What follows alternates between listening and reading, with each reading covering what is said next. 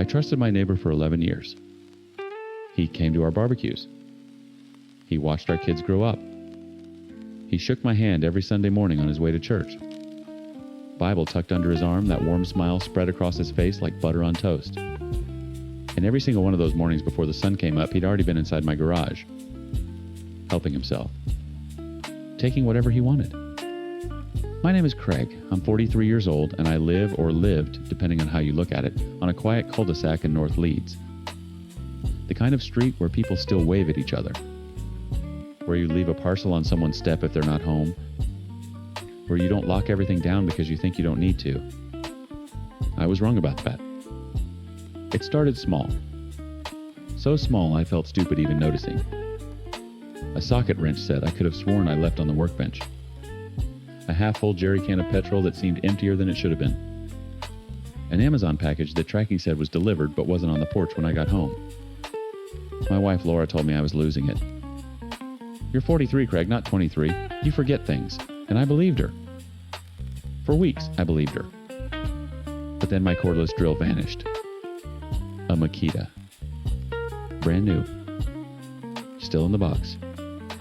I'd bought it on a Saturday, and by Monday morning it was gone. That's not forgetting. That's something else entirely. I mentioned it casually to my neighbor Malcolm. Malcolm Priestley. 61 years old, retired civil servant, sang in the church choir, kept his hedges trimmed to military precision. I said, Mal, you haven't seen anyone poking around the garages, have you? I've had a few bits go missing. He shook his head slowly, furrowed his brow like he was genuinely concerned. That's terrible, Craig. Might be those lads from the estate. Want me to keep an eye out? I thanked him. I actually thanked him. Laura thought I was overreacting when I ordered the cameras. 2 small ones, one for the driveway, one inside the garage tucked behind a shelf where you'd never spot them. Wireless motion-activated feeding straight to an app on my phone. Cost me about 90 quid. Best money I ever spent. I set them up on a Thursday evening after dark. Didn't tell anyone. Not Laura, not the kids, not Malcolm. I wanted clean footage with no variables. Friday morning, I woke up at 5:30, made a coffee, and opened the app. There were 14 motion alerts, starting at 4:47 a.m. I tapped the first clip. The driveway camera showed a figure approaching from the left, from Malcolm's side of the fence. He was wearing a dark fleece and trainers. No torch. He moved with the confidence of someone who'd done this 1,000 times. He walked straight to my garage side door, reached into his pocket, and pulled out a key. A key. Not a crowbar, not a lockpick. A key. He opened the door, stepped inside, and the second camera caught him clear as day. He browsed my shelves like he was in a bloody supermarket. Picked up a tin of wood stain, examined it, put it back. Grabbed a box of screws. Took a tape measure. Checked the workbench drawers. Found a 20-pound note I'd left in a coffee tin and pocketed it without blinking. Then he left. Locked the door behind him. Walked back to his house. The whole thing took 11 minutes.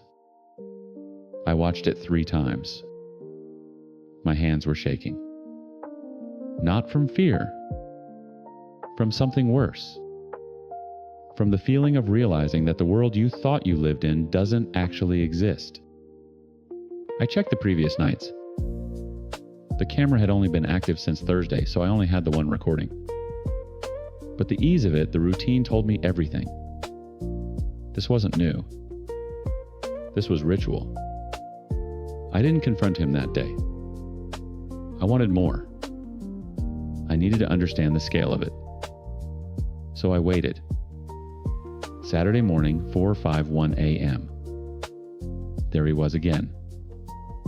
This time, he took a pair of secateurs and a half bottle of white spirit. Sunday, 4:44 a.m. He took nothing, just looked around like he was taking inventory.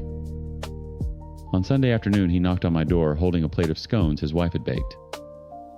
Janet's been on a baking spree, he said, laughing. I took the plate. I looked at his face. that smile, those kind eyes, and I felt sick. Monday morning, I went to the police. They were interested but not urgent. Told me to gather more footage, keep a log, don't confront him alone. Standard advice. But I couldn't wait. I couldn't sit across from this man at the next street barbecue and pretend I didn't know. So that evening, I walked over and knocked on his door. Janet answered. Lovely woman, always had been. Craig, come in, love, kettle's just boiled. I said I needed to speak to Malcolm. She called him down. He appeared at the top of the stairs in his slippers, reading glasses perched on his nose, looking every inch the harmless retiree. I didn't sit down. I stood in their hallway and I said, Malcolm, I put cameras in my garage. The glasses came off. Slowly.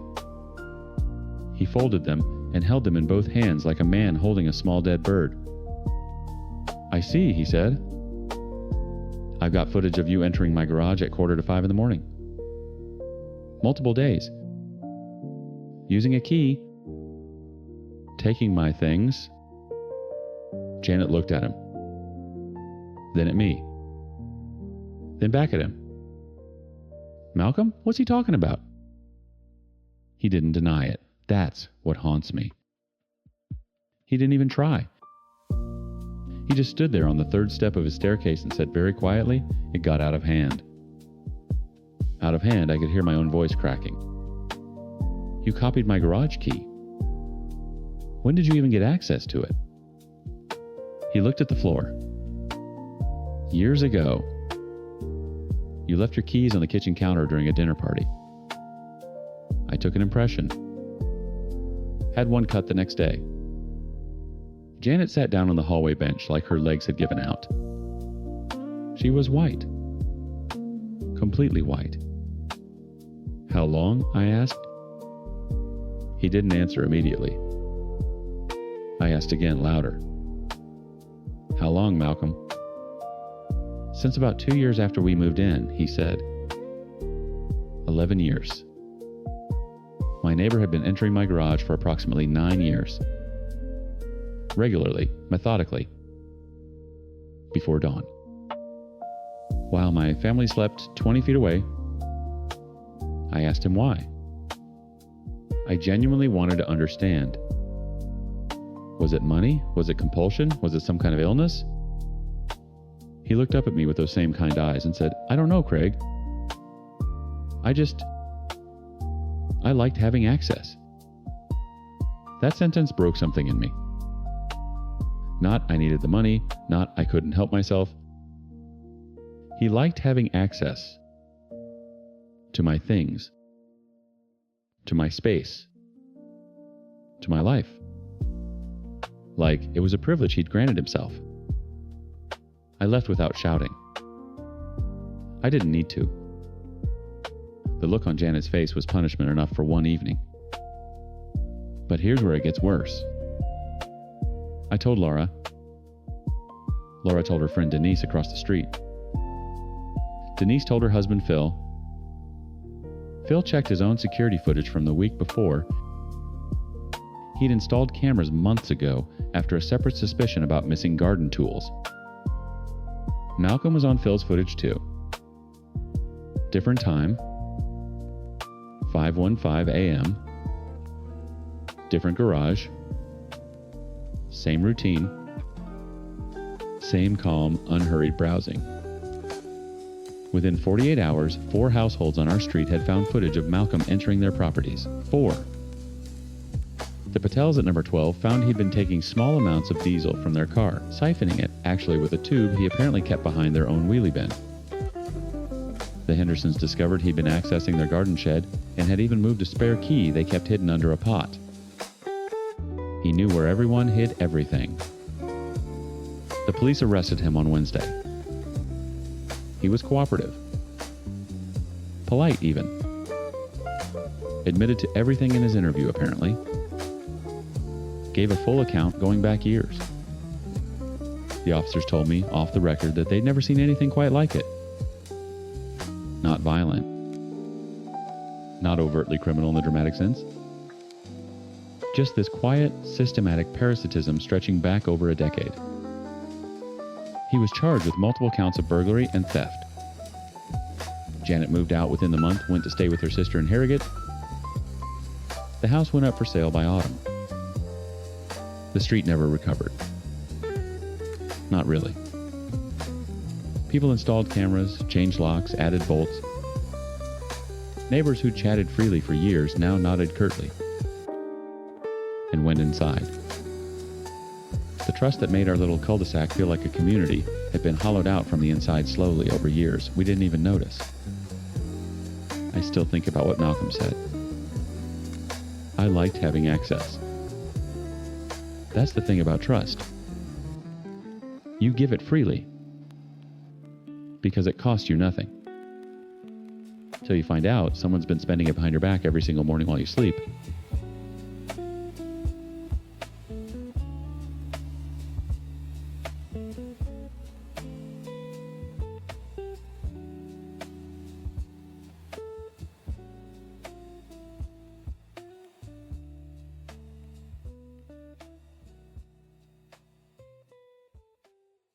My mother made me promise that she'd always be the first phone call whenever something good happened in my life. Not because she wanted to celebrate with me, because she wanted a head start on figuring out how to ruin it. 2 stories tonight. In the first, a bride watches her own mother announce a surprise wedding 1 week before hers skip the rehearsal fake. An early flight home and secretly honeymoon in New York City while her daughter's wedding cake was still being cut. In the second, a woman's boyfriend drops serious money on a birthday gift that would literally make her physically ill, then tells her she could just push through it. I'm 26 female, recently married to my husband Marcus, and currently pregnant with our first child. My mother is Diane, and Diane doesn't do supporting roles. Then we've got Derek, a boyfriend who thinks listening and nodding are the same thing, and his sister Megan, who accidentally blew the whole thing wide open. The first time I called Diane with good news, I was sitting in Marcus's car in the parking lot of a Thai restaurant still shaking. He'd proposed 20 minutes earlier, right there at our table, and I'd said yes before he finished the sentence. My hands were trembling so hard I could barely unlock my phone. I called her first. Before my best friend. Before Marcus's parents. Before anyone. Because that was the rule. She picked up on the 4th ring. Marcus proposed, I said, "Mom, I'm engaged." 3 seconds of silence. Then a sigh. "Well," she said, "I'm sure I'm the last to know." I looked at Marcus. He was watching my face, and I watched his expression shift from hopeful to something harder. I put her on speaker so he could hear. "You're literally the first person I called." Another sigh. I just would have liked to have been involved, that's all. But I guess that's not how you do things. Marcus reached over and squeezed my knee. I stared at the engagement ring, still warm from his hands, and felt something small and bright inside me flicker and dim. That was the template.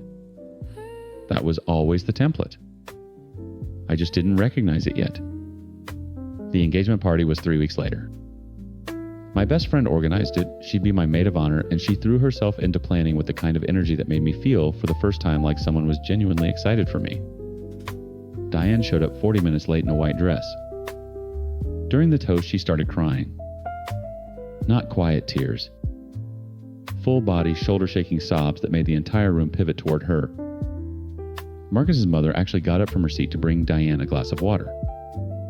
I stood there holding a champagne flute, smiling, watching my own engagement toast become a group effort to comfort my mother. "She's just emotional," my dad Greg said afterward, not meeting my eyes. She wore white dad. He shrugged. "You know how she is." I did. That was the problem. A month later, Marcus and I attended a friend's wedding. Diane was there too, with Carlos, her boyfriend of maybe 4 months at that point. Carlos didn't speak English. They communicated through Google Translate, holding his phone between them like a walkie-talkie, and Diane spoke about this like it was the most romantic thing that had ever happened to a human being.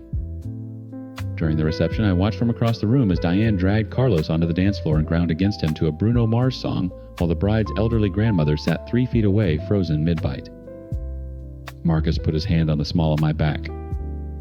Your mom is? I know. She's really I times no asterisk. The bridal shower was next. My maid of honor spent weeks on it. Hand-addressed invitations, a mimosa bar, little games with photos of Marcus and me from college. It was beautiful. Diane sat in the corner on her phone for 2.5 hours. She didn't participate in a single game. When I opened gifts, she watched with this flat, distant expression like she was sitting in a waiting room. She gave me a set of dish towels, not wrapped, still in the plastic bag from Home Goods receipt tucked inside. I thanked her. She said, mm-hmm. My maid of honor found me in the bathroom afterward, mascara running. She didn't say anything. She just locked the door and sat on the edge of the tub while I cried. When I found out I was pregnant, I called Diane first. Again. Because the rule was the rule, and I was still at 26, a daughter reaching out her hand to a woman who kept biting it. Mom, I'm pregnant. Dead air. Then in the flattest monotone I have ever heard from a living human, oh, okay. Marcus and I are really excited. That's nice. She didn't ask how far along I was. She didn't ask about due dates or names or how I was feeling. She asked if I'd talked to Greg yet, and when I said no, she said, well, he'll probably be more excited than me since I'm always the last to hear anything. Marcus was standing in the kitchen doorway. I could see his jaw working. I hung up and set my phone face down on the counter. She's done, he said quietly. She's my mom. She's times done, times babe. Then came the wedding budget conversation. I gave Diane a full year's notice. 12 months to save to plan to book a flight.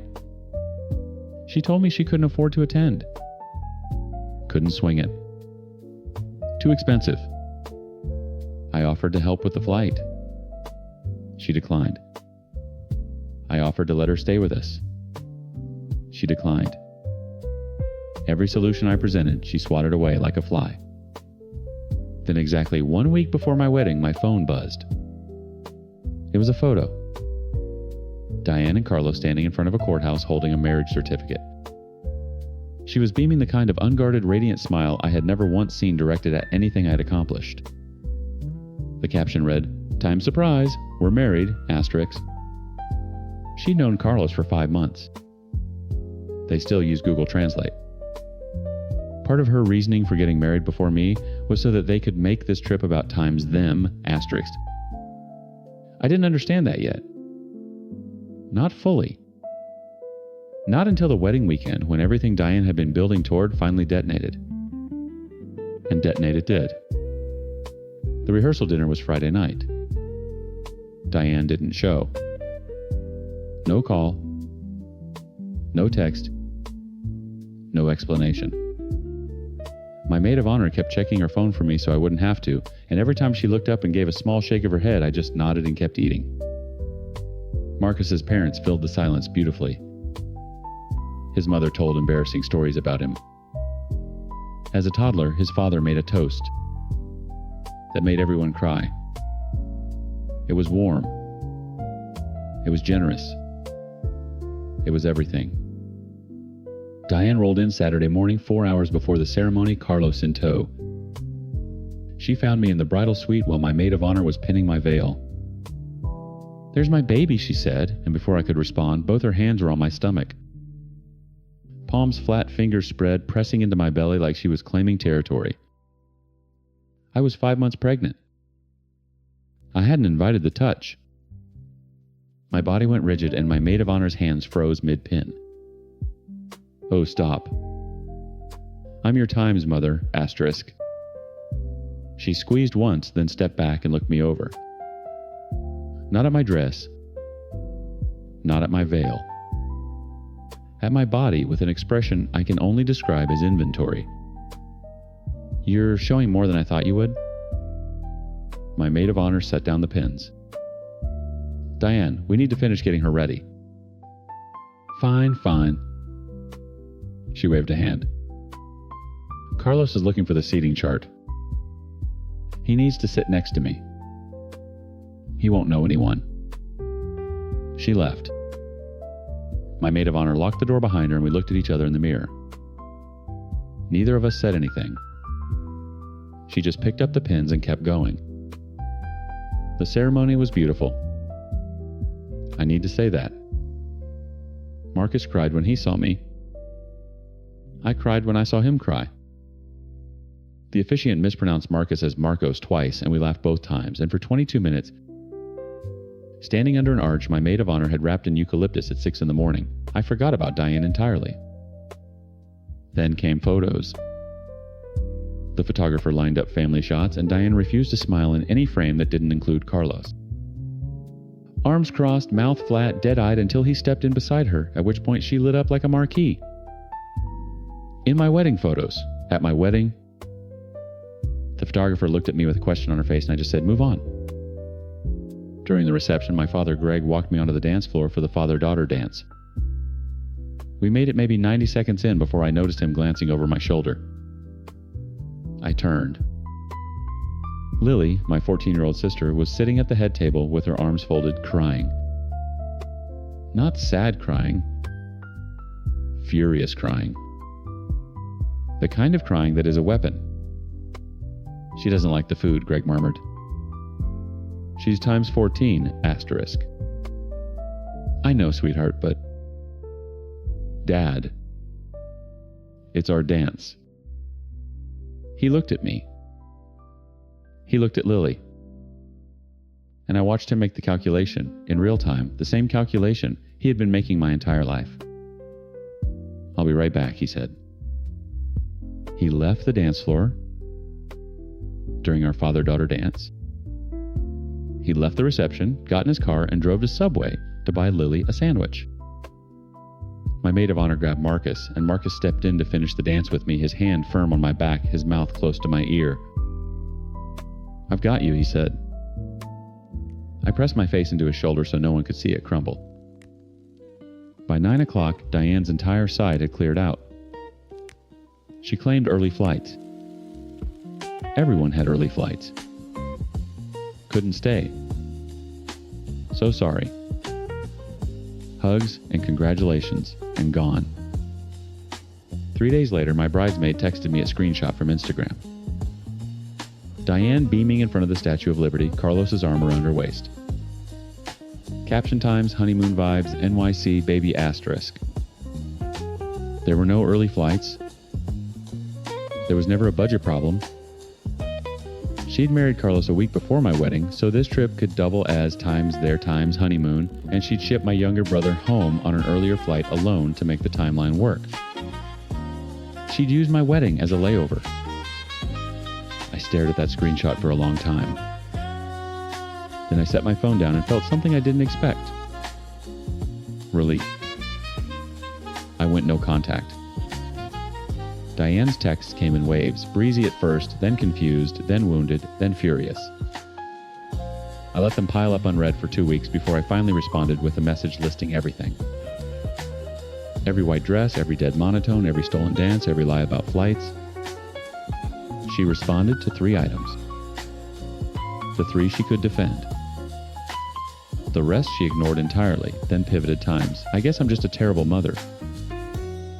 I guess nothing I do is ever enough for you, asterisk. I typed back, times I need space. Please respect that. Asterisk.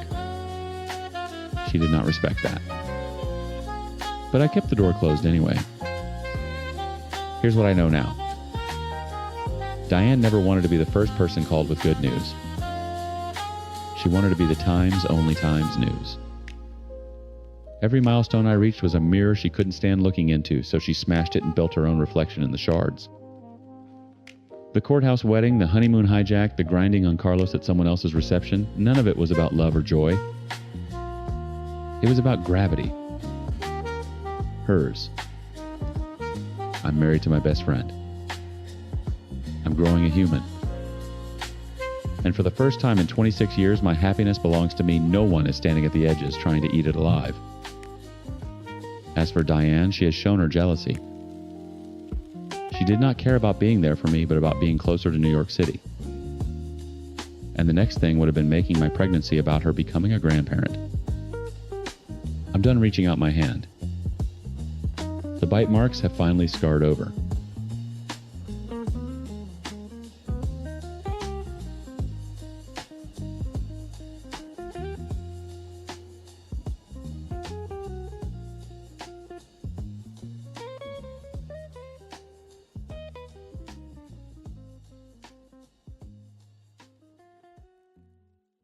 I grew up in that house.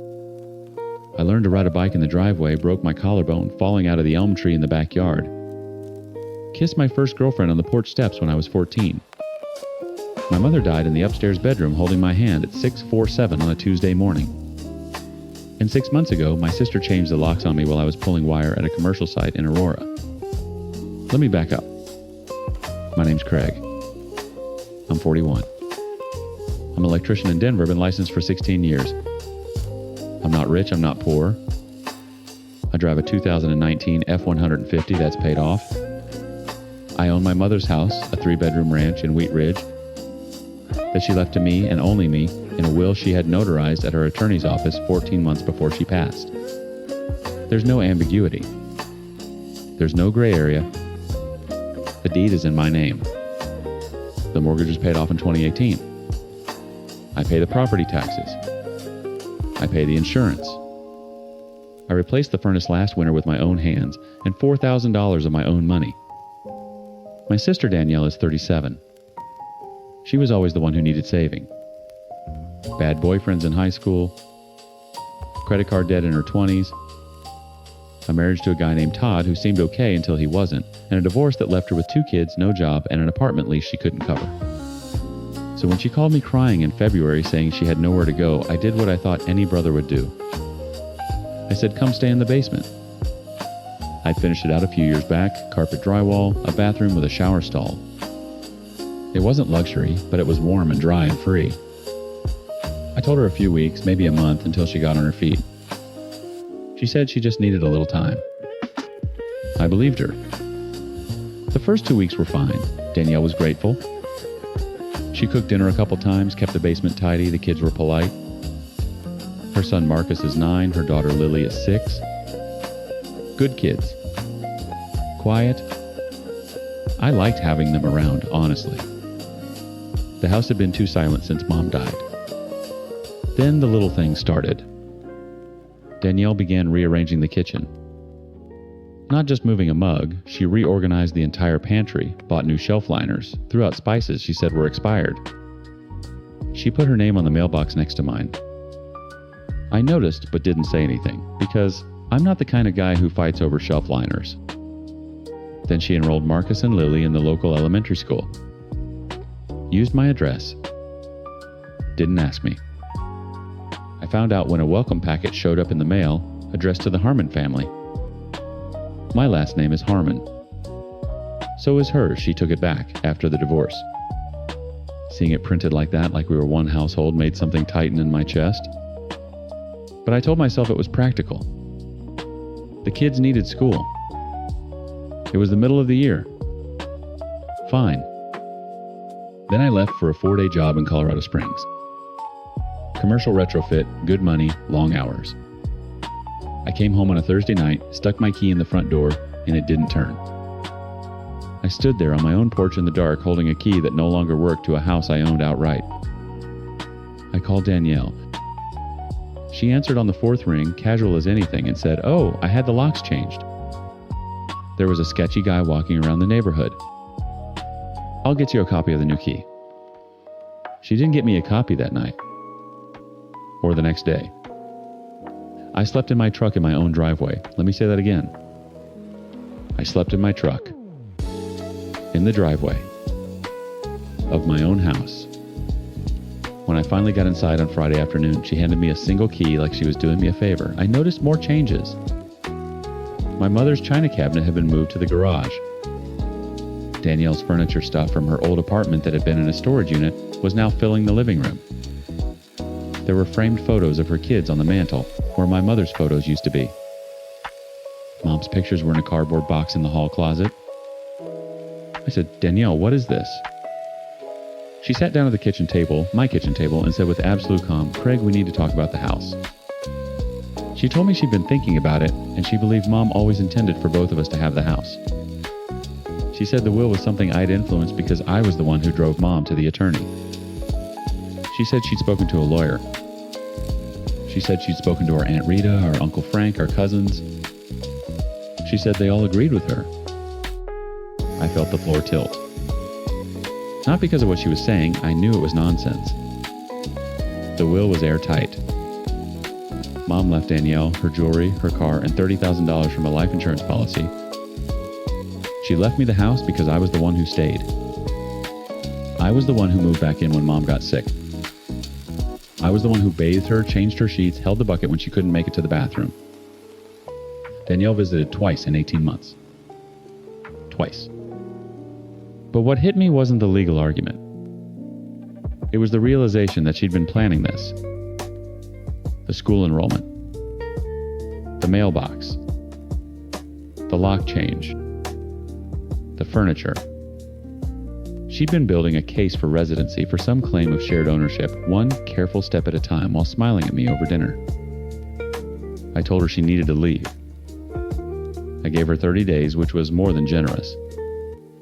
She looked at me and said, "You can't evict me. I live here. I have tenants' rights." She was right about one thing. In Colorado, once someone establishes residency, you can't just throw them out. You have to go through the courts. Even if you own the house. Even if they've never paid a dime of rent.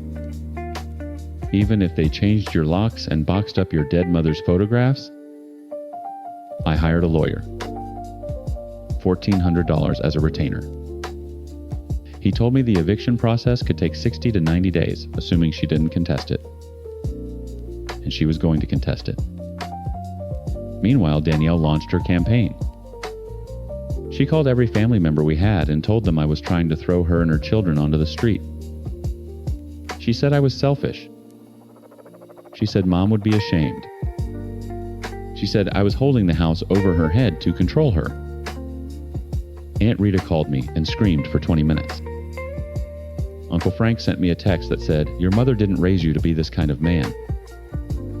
My cousin Jesse posted on Facebook about how family should take care of family and some people only care about property. Not one of them called to hear my side. Not one. I started recording everything. My lawyer told me to. I documented every conversation, every change she made to the house, every piece of mail she redirected. I found out she'd tried to add herself to the utility accounts. She told the school she was the homeowner. She'd filed a change of address with the post office listing herself as a permanent resident. The court date came in May.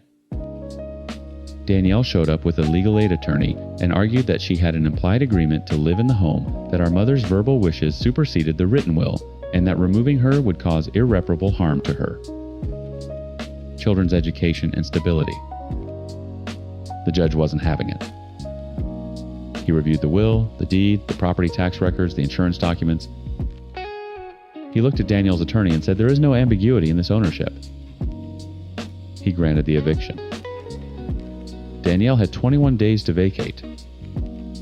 She cried in the courtroom. Real tears. And for about 10 seconds I felt like the monster everyone said I was. Then I remembered sleeping in my truck. I remembered my mother's photos in a cardboard box. I remembered the locks. She moved out on day 20. Took everything she'd brought in, plus a few things she hadn't brought in. A set of tools from the garage, a vintage clock that had been my grandmother's. I didn't fight her on it. I just wanted her gone. The family fallout has been permanent. Aunt Rita doesn't speak to me. Uncle Frank sent one more text after the eviction that said, "I hope you're proud of yourself." Jesse blocked me on everything. Danielle moved in with a friend in Lakewood, and from what I hear is telling people I fabricated the will. I changed the locks again. New deadbolts, new knobs, a security camera on the porch. put my mother's photos back on the mantle. I sat in the living room that first night alone, and I didn't feel victory. I didn't feel relief. I felt the weight of learning something no one teaches you. That the person most capable of taking everything from you isn't a stranger, it's the one you'd never think to lock the door against. I loved my sister. Part of me still does, buried under all of it. But I will never hand someone a key to my life again and trust that they won't use it to lock me out. The house is quiet now. It's mine. It always was. And some nights, that's enough.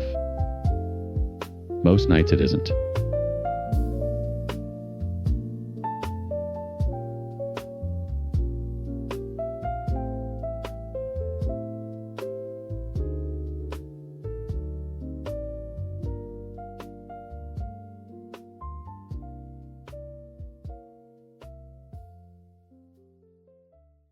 I spent 40 years of my life drawing property lines. 40 years walking through woods, wading through creeks, hammering stakes into red clay, and telling people exactly where their land ended and someone else's began. I've seen grown men cry over 6 inches of dirt. I've watched families tear apart over a drainage ditch. I've testified in court 17 times, and every single time the line I drew held up. So when I retired to my 3 acres outside Greenville, Tennessee, I figured the one thing I'd never have to worry about was somebody moving a line on me. I was wrong. My wife Carol passed in 2021. Breast cancer. After that, I didn't do much. I sat on my porch.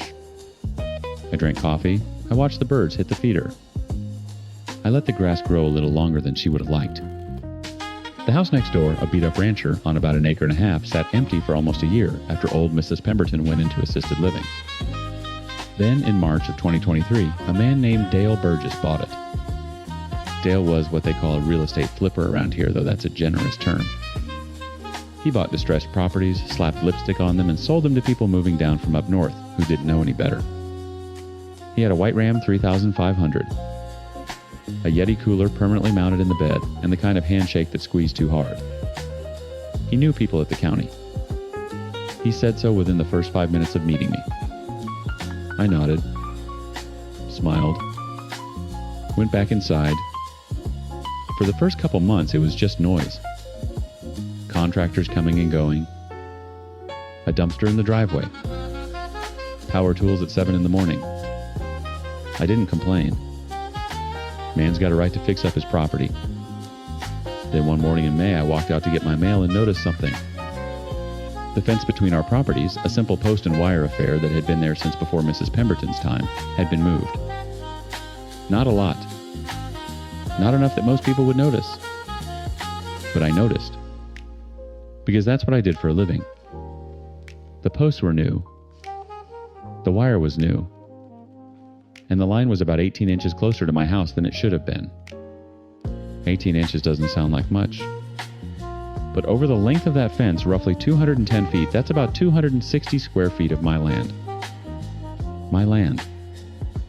That Dale Burgess had quietly annexed to widen his driveway approach, so he could pour a concrete apron for a detached garage he was building in the back. I walked over and knocked on his door. Polite. Calm. I told him the fence had been moved and I'd appreciate it if he put it back. He looked at me with his half grin, the kind you give a dog that's barking at nothing, and said, "I don't think so, bud." Had my guy survey it. That's where the line is. I asked to see the survey. He said he'd get it to me.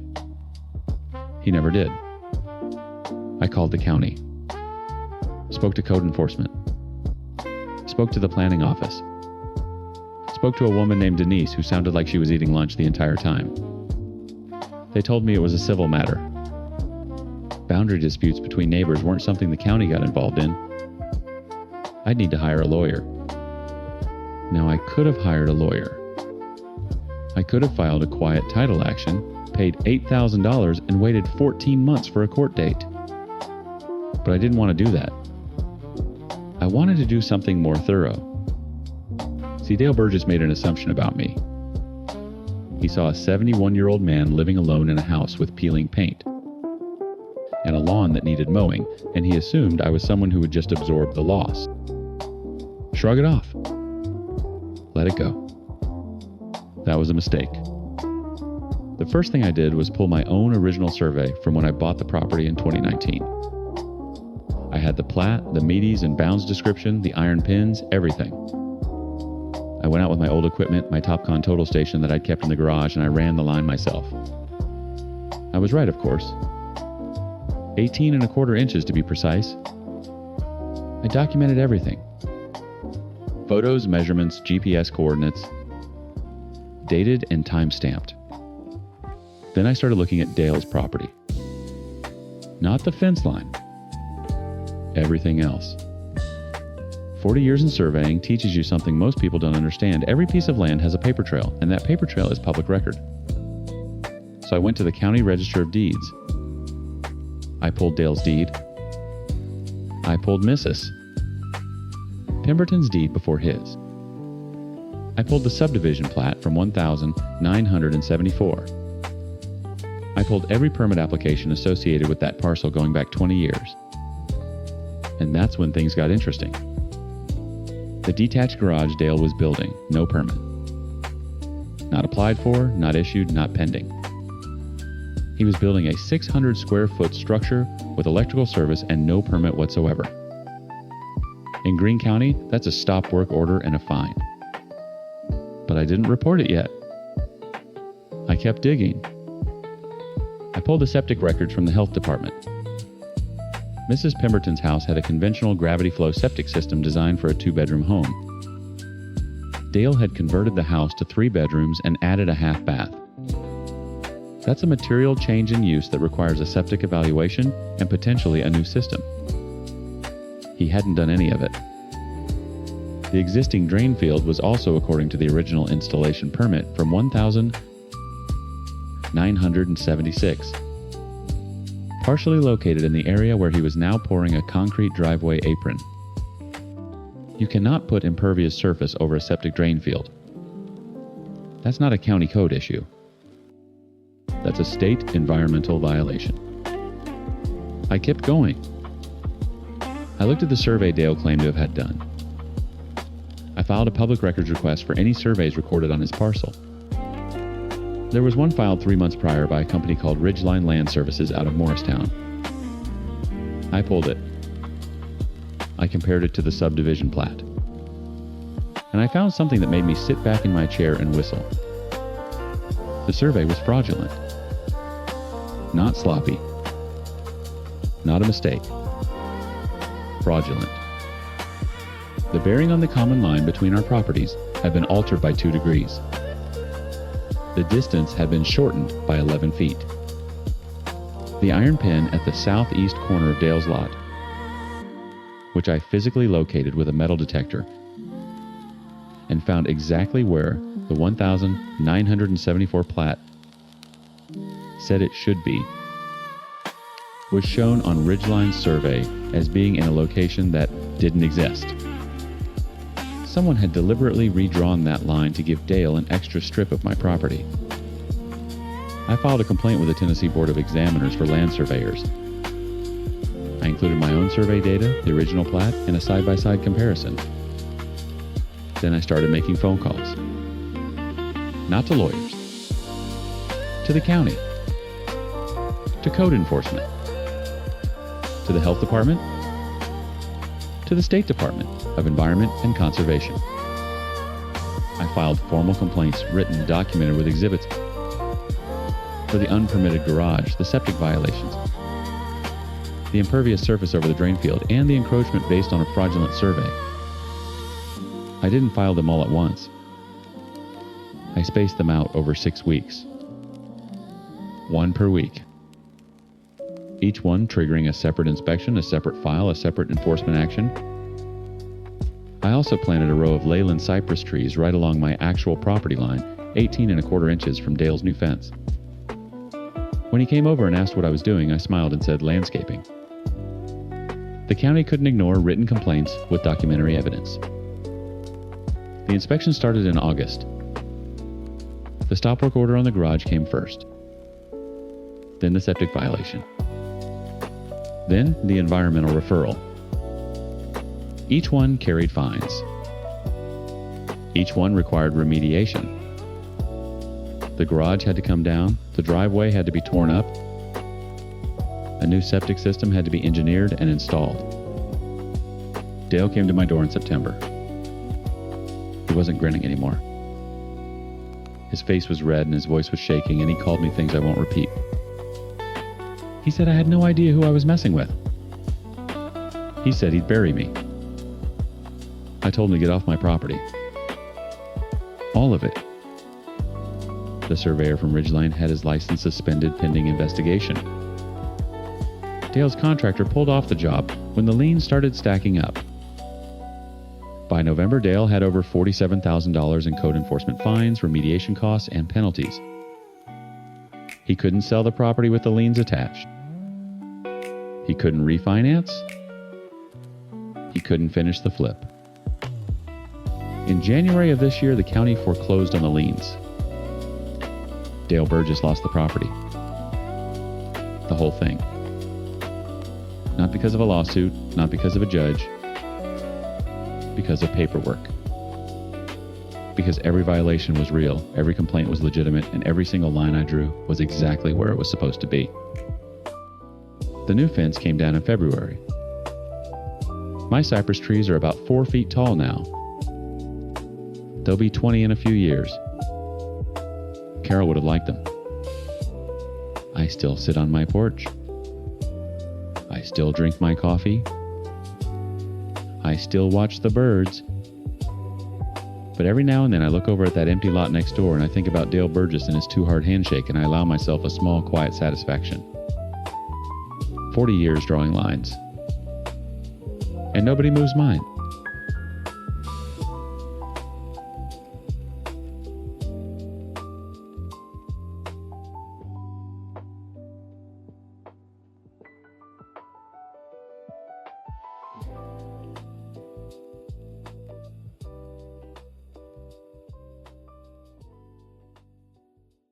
I trusted my daughter with my life.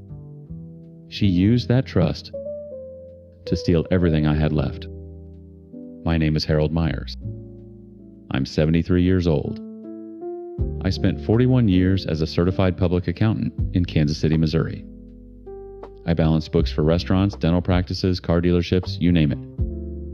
Numbers were my language. Precision was my religion.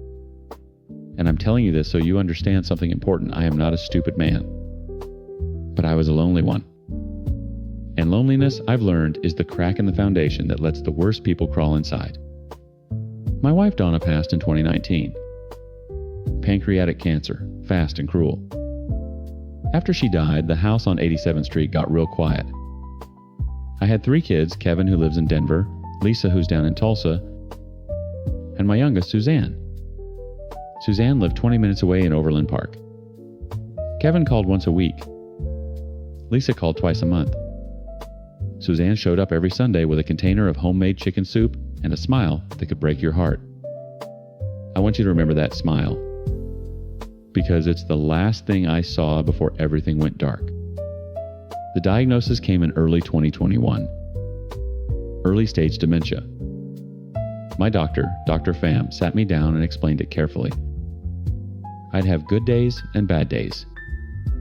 My cognition would slip in small ways, forgetting where I put my keys, losing track of conversations, repeating myself.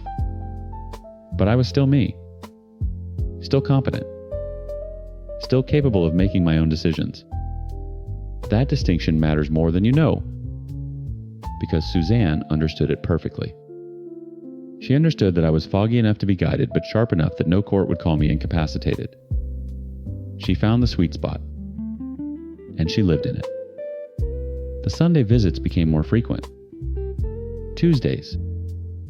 Thursdays. She started organizing my medications into those little plastic pill organizers. She drove me to appointments. She brought over casseroles and sat with me while I watched Jeopardy. I remember thinking, God, at least I have one kid who gives a damn. Kevin and Lisa, I told myself they were busy. They had their own lives. But Suzanne was here. Suzanne cared. That's what I told myself when she first mentioned the attorney. "Dad, we should probably update your paperwork," she said one Thursday afternoon, casual as anything. "You know your will, your medical stuff. It's been years. Mom's still listed on half of it." She wasn't wrong. Donna was still my healthcare proxy. My existing will was from 2014. So when Suzanne said she'd found a good estate attorney, a guy named Dale Whitford in Lenexa, I didn't think twice. She drove me there on a Wednesday morning. Nice office. Leather chairs. Dale was polite, professional, soft-spoken. He asked me questions. I answered them. Suzanne sat in the corner, quiet hands folded in her lap like she was at church. I signed what he put in front of me. I signed a new living will. I signed a durable power of attorney. I signed a healthcare directive. And I didn't read every word because my eyes get tired and the print was small, and Suzanne said she'd already reviewed everything and it was all standard. Standard. 3 months later, she took me back. There were updates, she said. Some language that needed tightening. I signed again. Then again, 2 months after that. Each time Suzanne drove. Each time Suzanne sat in the corner. Each time Dale Whitford slid papers across the desk. And I signed where the little yellow tabs told me to sign. I didn't know what I was signing. Not really. Not the specifics.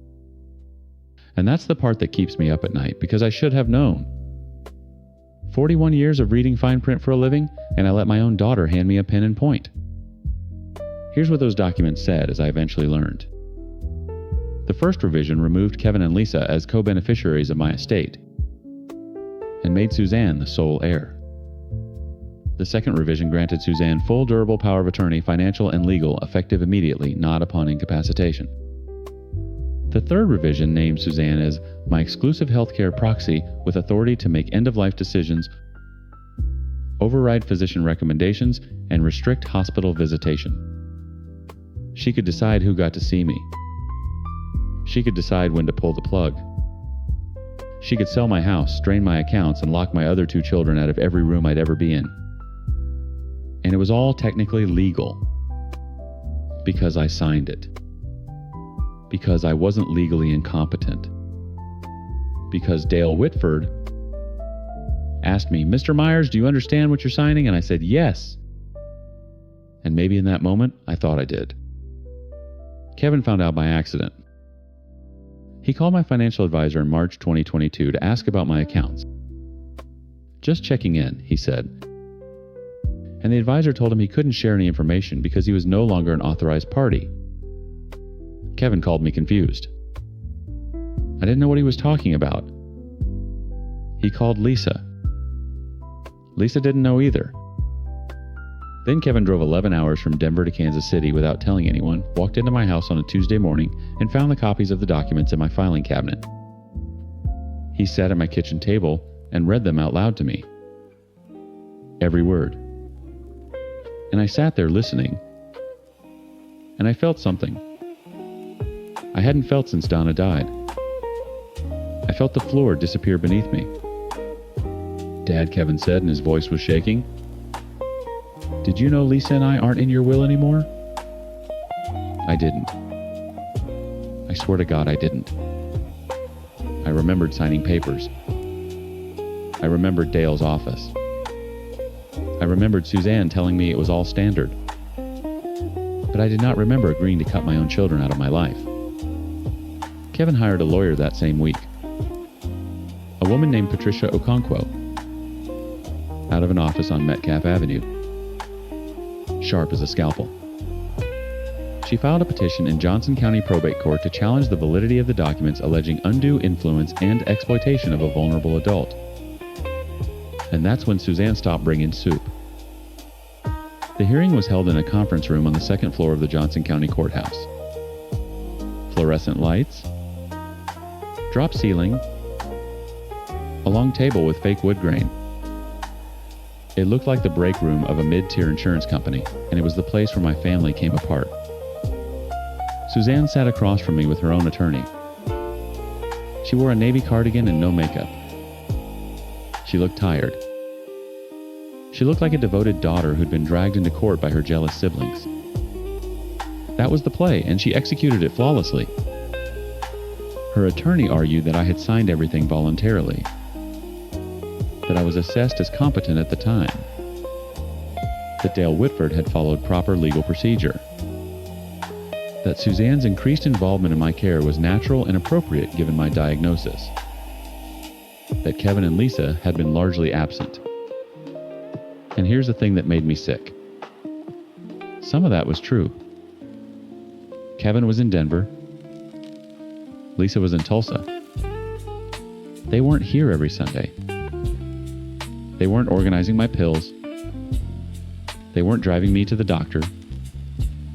Suzanne was. And she'd built that presence deliberately, methodically, like she was constructing an alibi out of casserole dishes and prescription bottles. Patricia called Dr. Pham to testify. He explained my diagnosis. He explained that early-stage dementia creates a window, a period where the patient appears functional, but is highly susceptible to suggestion, particularly from trusted figures. He said, and I'll never forget this, Mr. Myers could tell you what day it was. He could sign his name, but he could not critically evaluate complex legal language or resist the influence of someone he depended on emotionally. Suzanne cried during that testimony. Real tears. I watched them roll down her face and I thought, are those for me? Or are those for the house, the accounts, the control she was about to lose? I'll never know. And that's the wound that won't close. The judge ruled in our favor. Partially. The documents were voided on grounds of undue influence. My original 2014 will was reinstated. A court-appointed guardian ad litem was assigned to oversee any future legal or medical decisions. Dale Whitford faced a bar complaint. Suzanne was not criminally charged, Patricia told me. It almost never gets that far.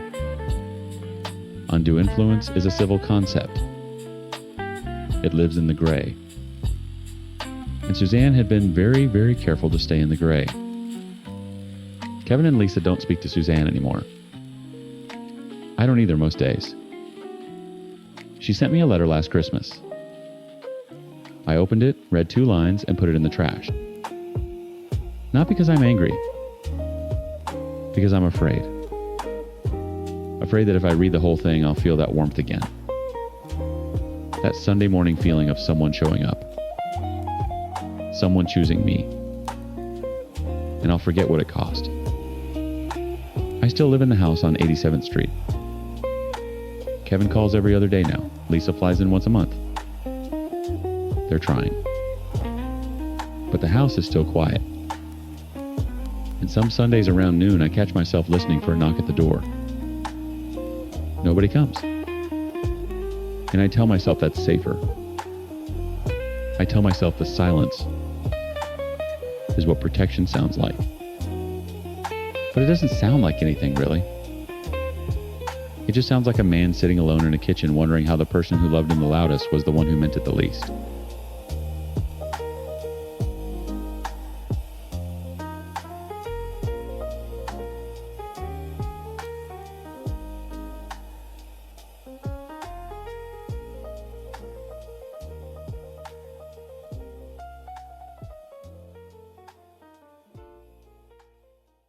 My husband talks about my past like he's reading a rap sheet. Jail time, drug addiction, abuse. He lists the facts because the facts are clean, easy to file away. He can't understand what it feels like to have your entire identity be a list of things you barely survived. When I met him 20 years ago, I was a wreck. I had just clawed my way out of a very deep, very dark hole, and I was blinking in the sunlight, terrified of my own shadow. He was kind. He was stable. He had a good job, a nice apartment, and a calm voice. He saw me all sharp edges and broken pieces, and decided I was someone who needed saving. I was so tired of fighting, so I let him. I let him save me. For 2 decades, that was our whole story. I was his project, the grateful, reformed woman, and he was my hero, the steady man who gave me a normal life. And I played the part. God, I played it so well. I became the perfect wife, the perfect mother to our 2 kids. I poured every ounce of myself into building the life I never had. I packed his lunches. I remembered his mother's birthday. I kept the house spotless. I supported him when he wanted to change careers. Most importantly, I managed times him asterisk. His anxiety has always been the third person in our marriage. It's a quiet ghost that sits at our dinner table and lies in our bed. For 20 years, my job has been to soothe it, to talk him down from ledges he builds in his own mind, to reassure him that everything is okay, that I'm not going anywhere, that he is good enough. I was his rock. But nobody ever asked the rock what it needs. A rock just has to be there, solid and unmoving, while everyone else leans on it. About 2 years ago, something shifted. I looked in the mirror one morning and had no idea who was looking back at me. I saw a tired, slightly overweight woman with sad eyes.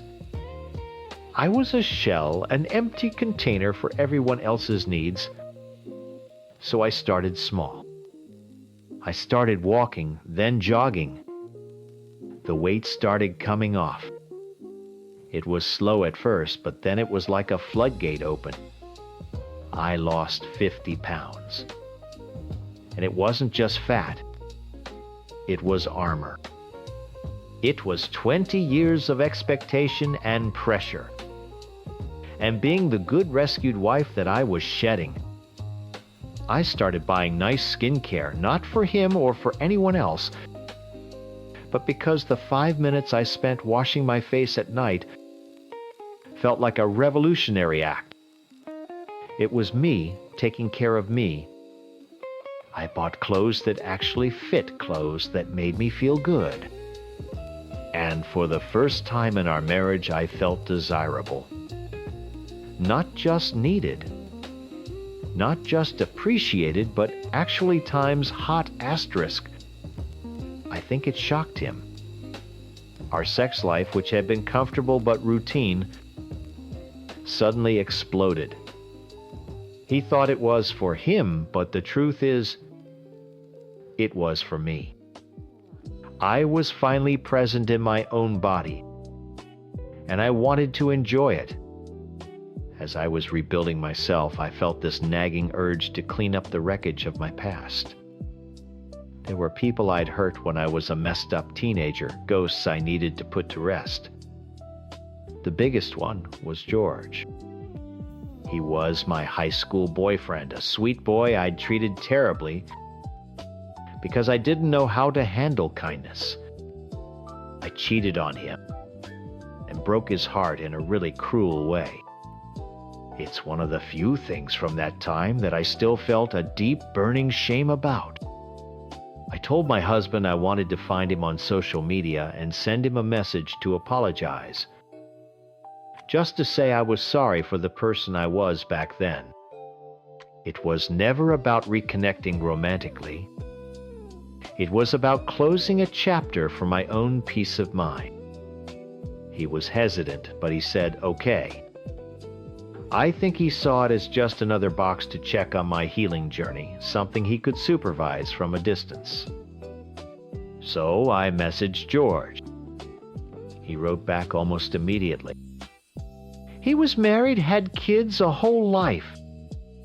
He accepted my apology and said he'd forgiven me long ago.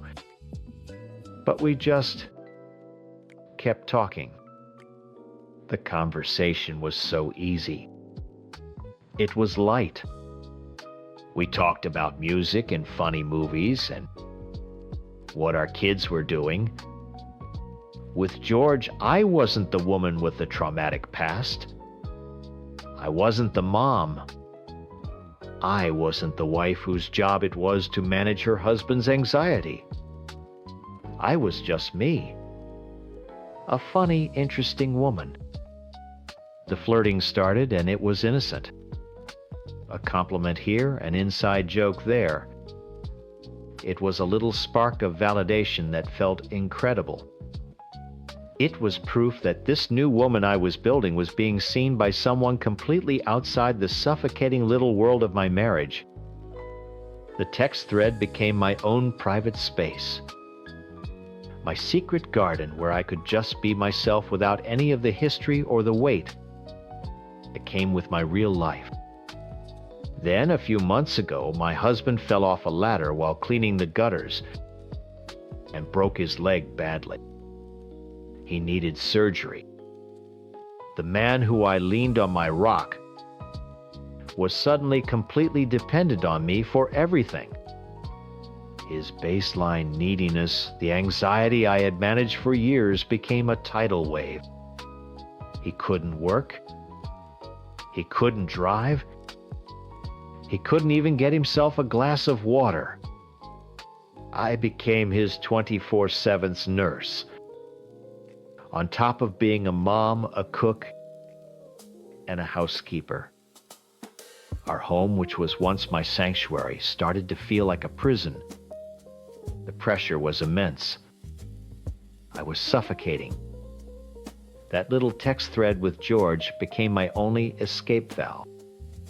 It was the one place I could go for 5 minutes and pretend I was someone else, somewhere else. A place where I could breathe and remember that I was a person separate from all this. Last night he was quiet. Quieter than usual. He was watching me from his recliner, his leg propped up on pillows. I thought he was just in pain. I made dinner, helped the kids with their homework, and got him his medication. I was so tired I just wanted to fall into bed. I left my phone on the kitchen counter to charge while I went to take a shower to wash the day off of me. It was the first moment I'd had to myself all day. When I walked back into the living room, a towel wrapped around me, he was still sitting in his chair. But he wasn't watching TV anymore. He was holding my phone in his hand, the screen lit up. And the look on his face wasn't pain. It wasn't anger. It was a cold, quiet stillness I had never seen before. He just looked up at me, and in that 1 second, I knew he had found my garden. How could you? His voice was low, and that was so much scarier than if he had been yelling. It was flat dead. He didn't look at my face. He just kept staring at my phone screen, as if the words on it were physically wounding him. My blood ran cold. My first instinct, the one that had been programmed into me for 20 years, was to fix it, to soothe him, to manage his pain. "It's not what you think," I said, my voice barely a whisper. I took a step closer, clutching the towel around me. "We were just talking. It's nothing." "Nothing." He finally looked up, and his eyes were hollow. "He calls you Sunshine. You sent him winky faces. You told him he was the only person you could really talk to. Is that times?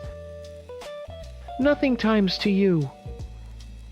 Every word was a punch. He was right. Reading it back through his eyes, it looked terrible. It looked like a betrayal. In that moment, I hated myself. I hated George. I hated that I'd been so stupid. "I'm sorry."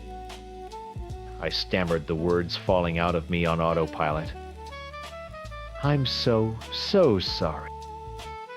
I never should have. It was a mistake. I'll stop. I'll block him right now. That's what he wanted to hear. That was the script. I mess up, I repent, and I fall back into line. He nodded slowly, placing the phone back on the counter like it was a piece of evidence. He didn't say another word. He just used his crutches to get up and hobble into our bedroom, closing the door behind him. He didn't slam it. The quiet click was 1,000 times worse. The next few weeks were a special kind of hell. We were living in the same house, but we were miles apart. He was polite, but cold. He'd thank me for his dinner.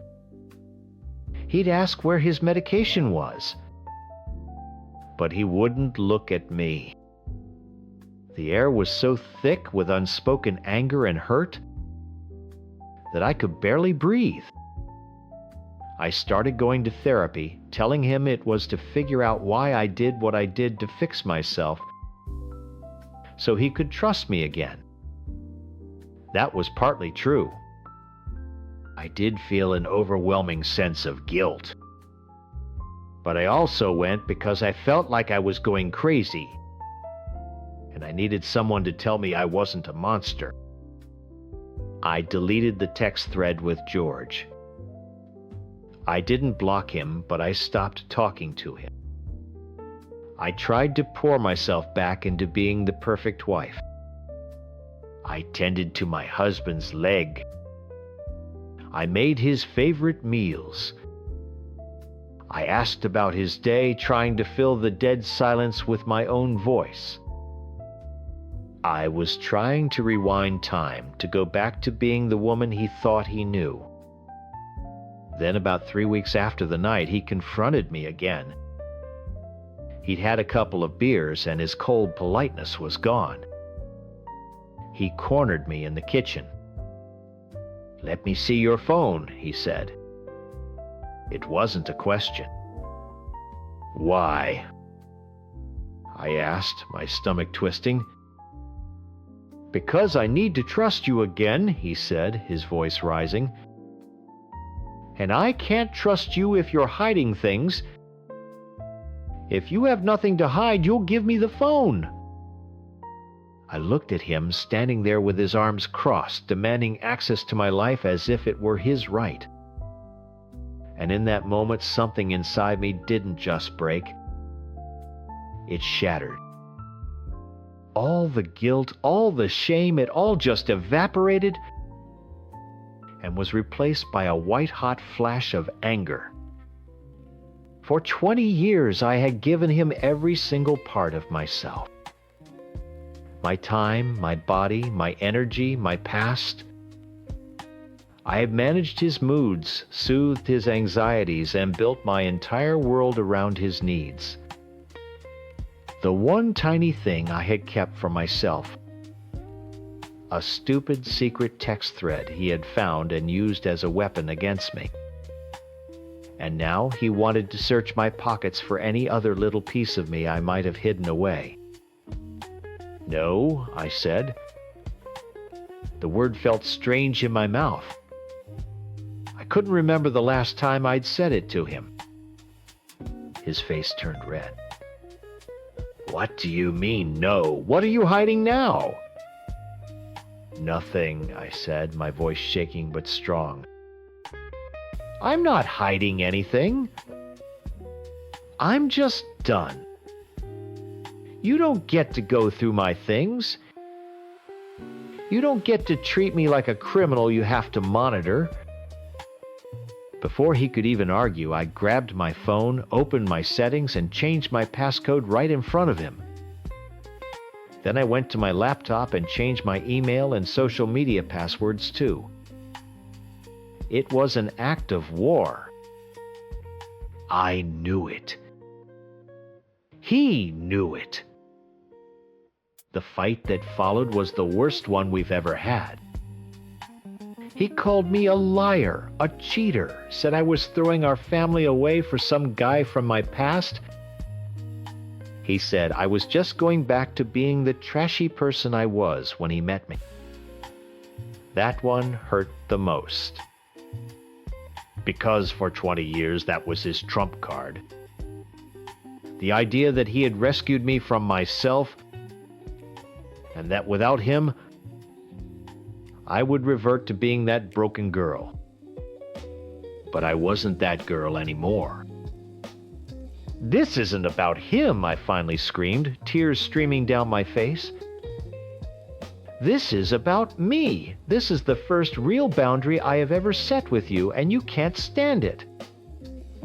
He sees the passwords as a wall I built to hide an affair.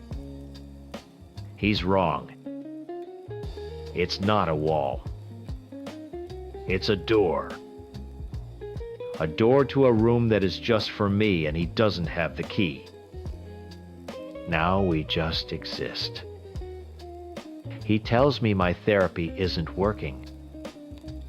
He says he doesn't see me journaling or doing the work. He doesn't understand that the work isn't something you can see. The work is happening inside me. It's me in a quiet room with my therapist, learning that my needs are not less important than his fears. It's me learning that I'm sorry isn't a full sentence and that no is. And yes, I still text George sometimes. It's not every day. It's not even about him anymore. It's about proving to myself that I can have a connection to the outside world. That my husband doesn't own or control. It's a quiet reminder that I exist outside of these four walls, outside of his shadow. It's my small private rebellion. My husband thinks he's fighting to save our marriage from another man. He has no idea what the real battle is. He's not fighting George. He's fighting me. The woman I am finally painfully becoming. A woman who doesn't need to be saved. A woman who is learning to save herself. And I honestly don't know if our marriage is going to survive her. I'm sure my husband has already posted his side of the story. I know how it sounds. I'm the monster who blew up a nearly 30-year marriage for a cheap affair with my boss. He probably painted a picture of our perfect life. And he wouldn't be lying. From the outside, it was perfect. We had it all. 29 years together, 26 of them married. 2 amazing kids, both grown and out of the house, good careers, a beautiful home that was finally paid off. We were even making plans for the next chapter. He was going to ease up at his company, I was going to go part-time, and we were going to travel, see the world. It was the dream everyone works for. He believes in that dream because he built it. Our life was his greatest project, and he is a perfectionist. Every holiday was perfect. Every family photo was perfect. Our finances were perfect. I was part of that perfection. The supportive wife, the loving mother, the partner who stood by his side. And for a long time, I was happy to play that part. But what he won't tell you about, because he honestly never noticed it, was the silence. After our youngest left for college, the house got quiet. And the quiet just grew and grew until it was all I could hear. Our conversations became status updates. How are the kids? Did you call the plumber? What's the plan for the weekend? He'd tell me about his day at his workshop, the projects he was tinkering with, and I'd listen. But he never really asked about me. Not really times me. Asterisk.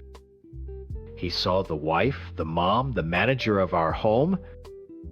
He didn't see Ashley anymore. I don't think he'd looked for her in years. He loved his solitude. He'd spend hours in his shop happy in his own world, and he thought I was happy in mine. He didn't understand that my world had become incredibly lonely. I was standing right next to him, but I felt a million miles away. When he'd talk about our future, about all this time we were going to spend together, my heart would sink. It didn't sound like freedom. It sounded like a life sentence in a beautiful, empty museum. Then my boss Mark started paying attention to me.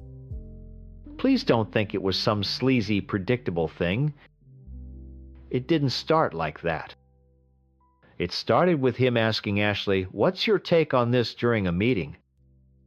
He actually wanted my opinion. He listened when I spoke. He'd remember little things I'd said and bring them up later. It was like a drink of water after years of being thirsty.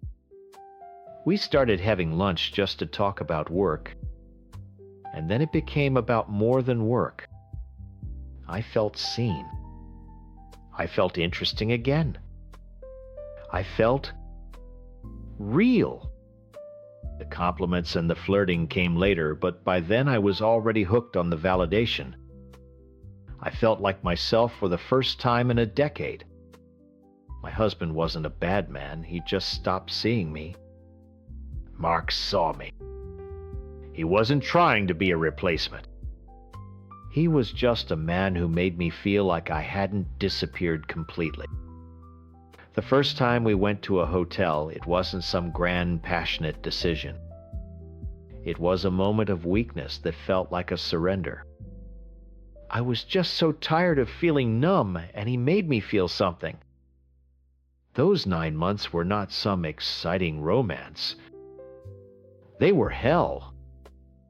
It was a constant gut-wrenching spiral of guilt and lies. I would leave Mark in the afternoon and drive home to my husband, who would greet me with a smile and a kiss, asking how my day was. He had no idea. He was so trusting, so sure of us. And every time he'd smile at me, it felt like a knife twisting in my chest. He thinks I'm a cold, calculating liar. The truth is, I was unraveling. The work convention was a breaking point for me. He wanted to come along, make a little vacation out of it. He'll tell you I made up excuses, that I lied so I could have a secret weekend with Mark. And I did lie. But it wasn't because I wanted to be with Mark. It was because I couldn't stand the thought of my two worlds crashing into each other. I couldn't imagine standing there holding my husband's hand, playing the part of the happy, dedicated wife, while Mark was in the same room. I couldn't fake it. It was an act of pure cowardice. I was trying to protect my husband from a mess I created because I was too weak to fix it. I tried to end it with Mark several times. But every time I did, I'd go home to that crushing silence, to the feeling of being a ghost in my own life. And the loneliness would push me right back. It was an addiction to feeling wanted. And I was a desperate addict.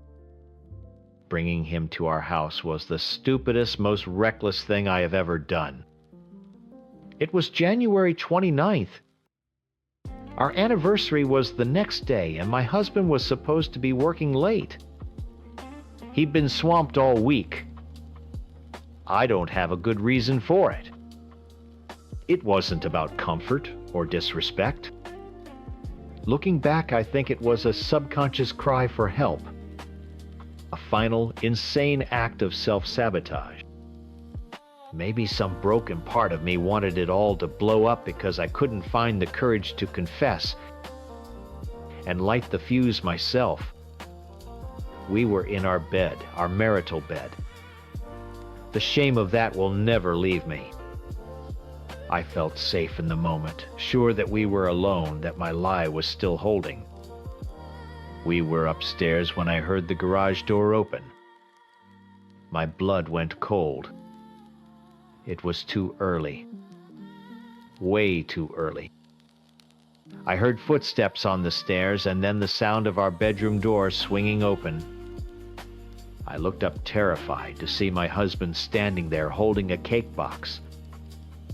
He just smiled a wide, happy, innocent smile and yelled, "Surprise! I finished early so we could start our anniversary celebration tonight."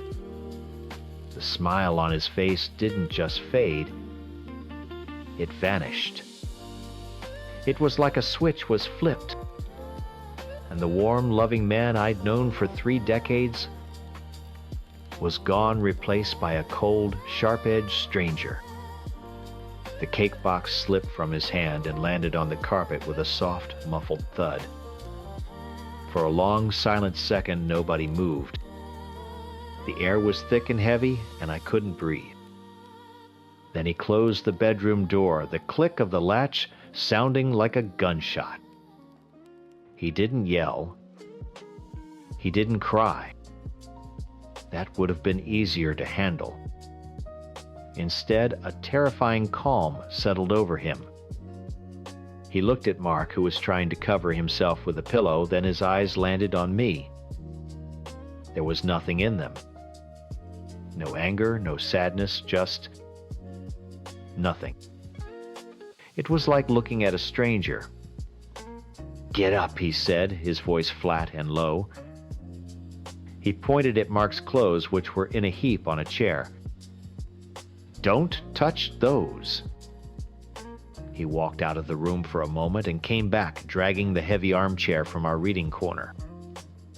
He wedged it firmly against the door, then sat down, blocking our only exit. He was the judge, and we were the naked, pathetic prisoners in his courtroom. He pulled out his phone.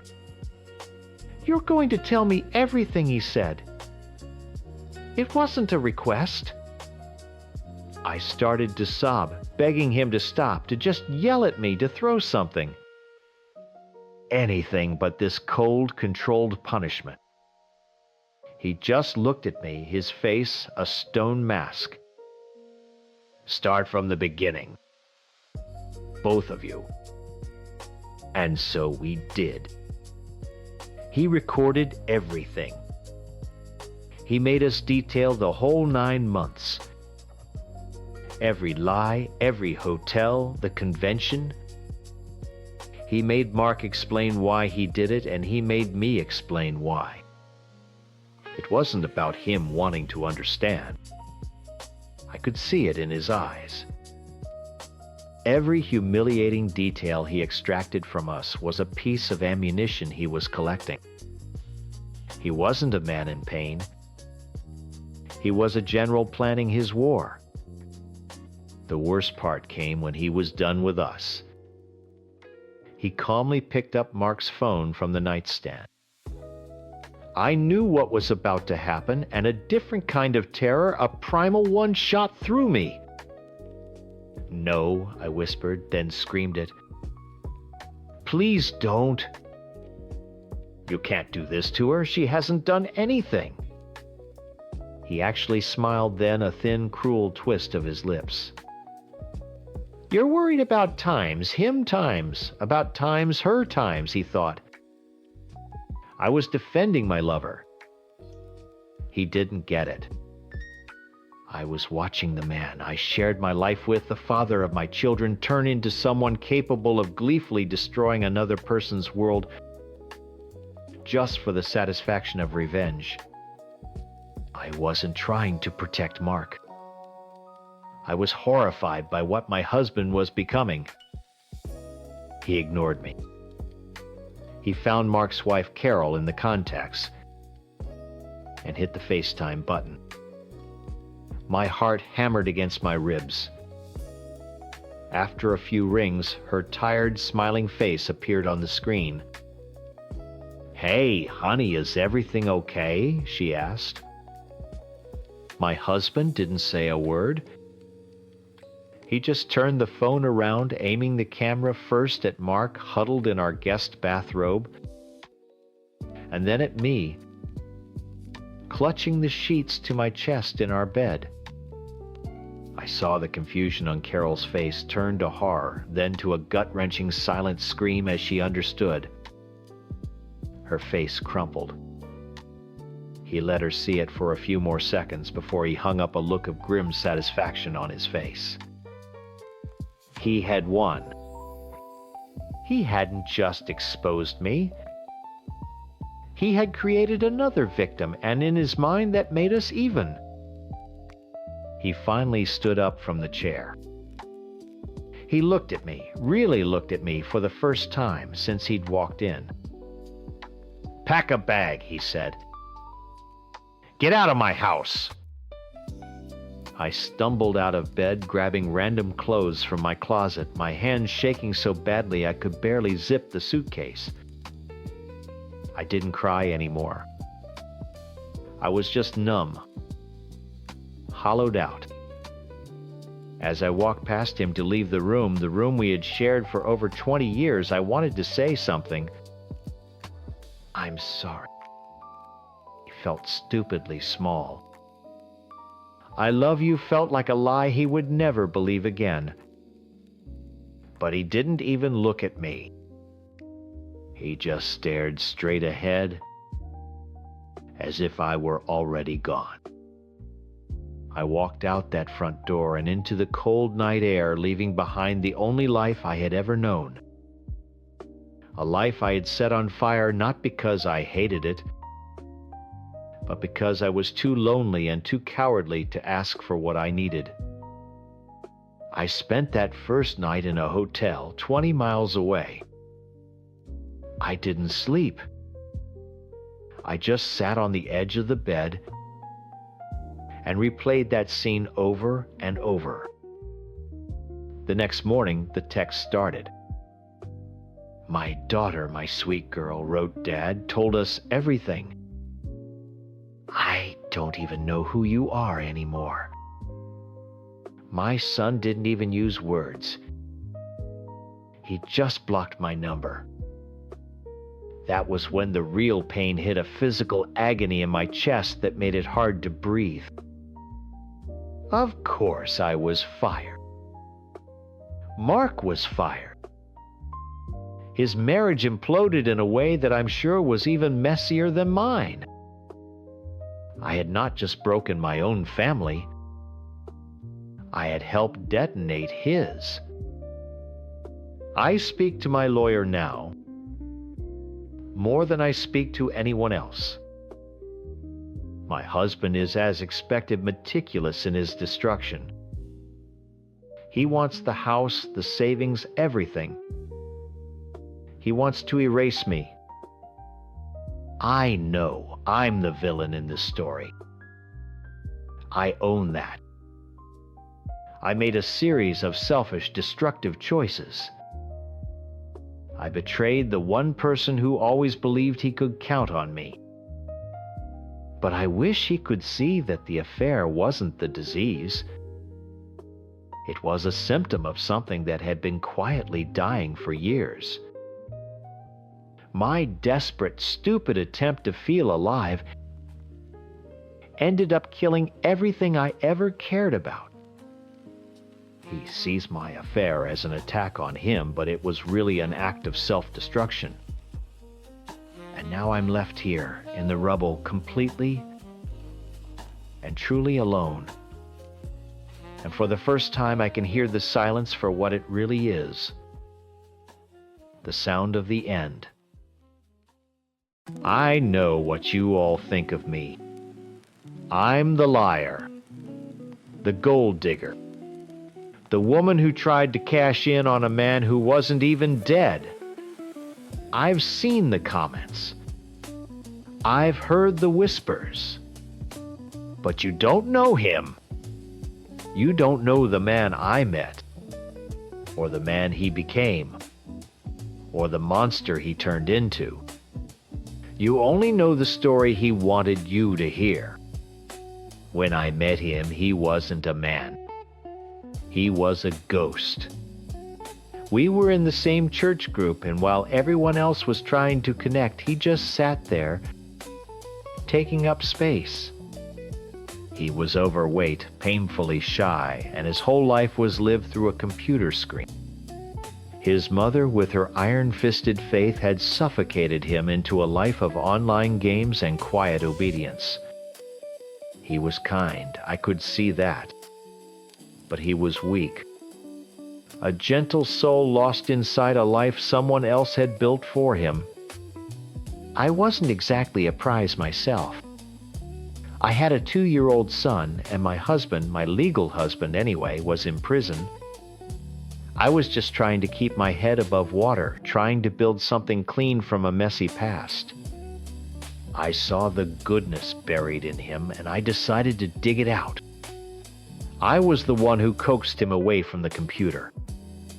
I took him on walks, taught him how to hold a conversation that wasn't about video games, how to look someone in the eye, taught him how to live.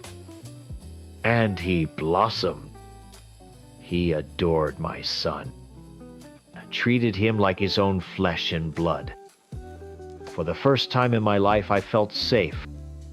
I thought, here it is. Here is a good man I can build a real family with. Then I got pregnant. My stomach dropped to the floor. It wasn't his. It was a mistake, a stupid, messy, loose end from a part of my life I was desperate to leave behind. My first thought was to tell him. But how could I?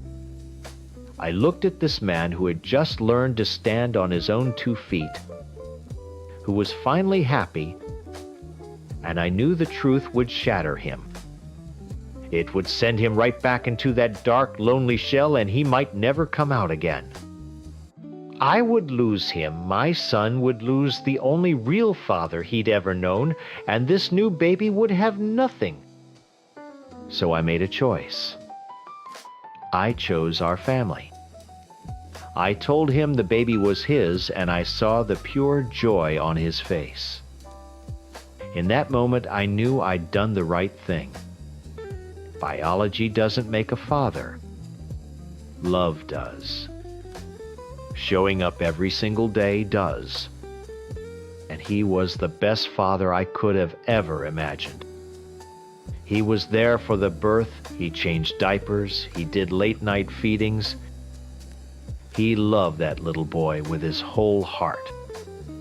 For 4 years we were happy. Genuinely happy. We even had twins. It was a shock, but our little house was filled with so much love and laughter, it felt like we could handle anything. He was a doting dad. He coached my oldest son's t-ball team. He built the most amazing pillow forts.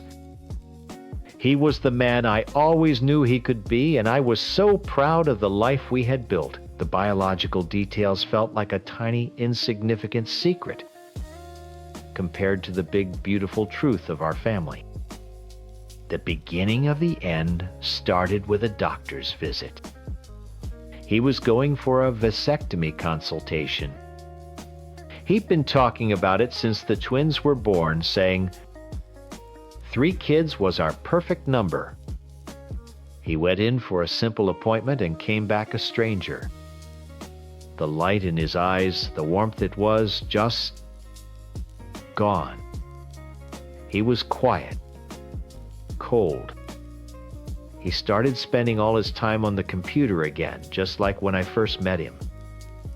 He was retreating, and I couldn't reach him. I begged him to talk to me, but it was like talking to a brick wall. He started lying.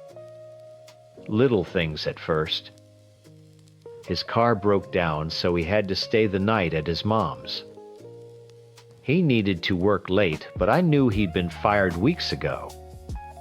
He was shutting me out piece by piece, and I was terrified. I was losing the man I had saved, watching him sink back into the ghost he used to be. Finally, he told me he needed to go away for a week.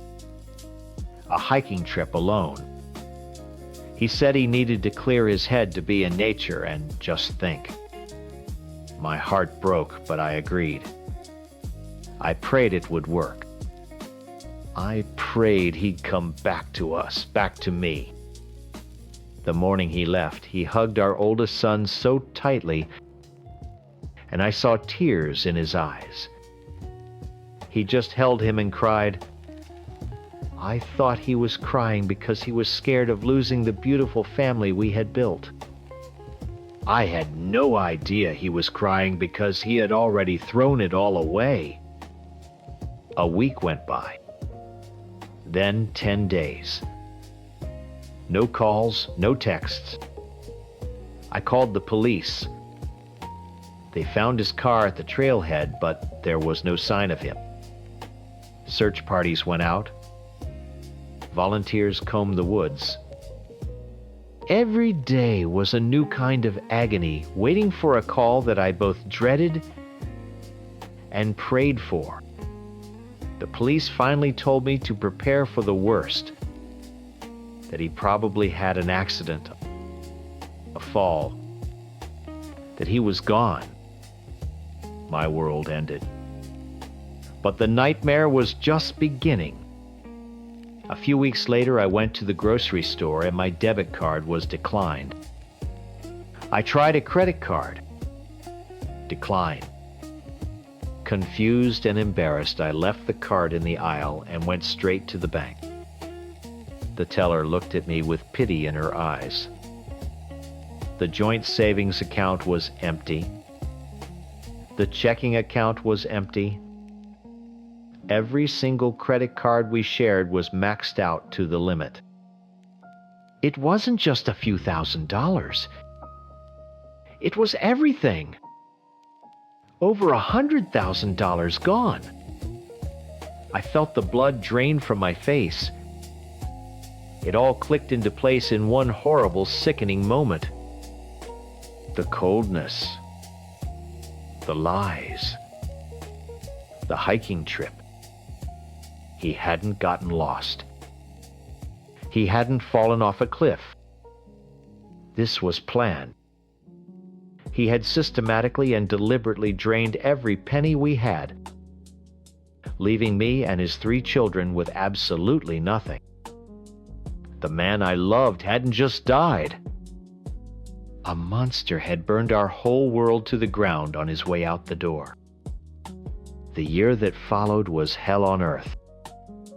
I had 3 small children, no husband, and not a dime to my name. I had to go on Facebook, my cheeks burning with shame, and create a fundraiser just to buy diapers and formula. I swallowed my pride and begged friends from church for gas money and groceries.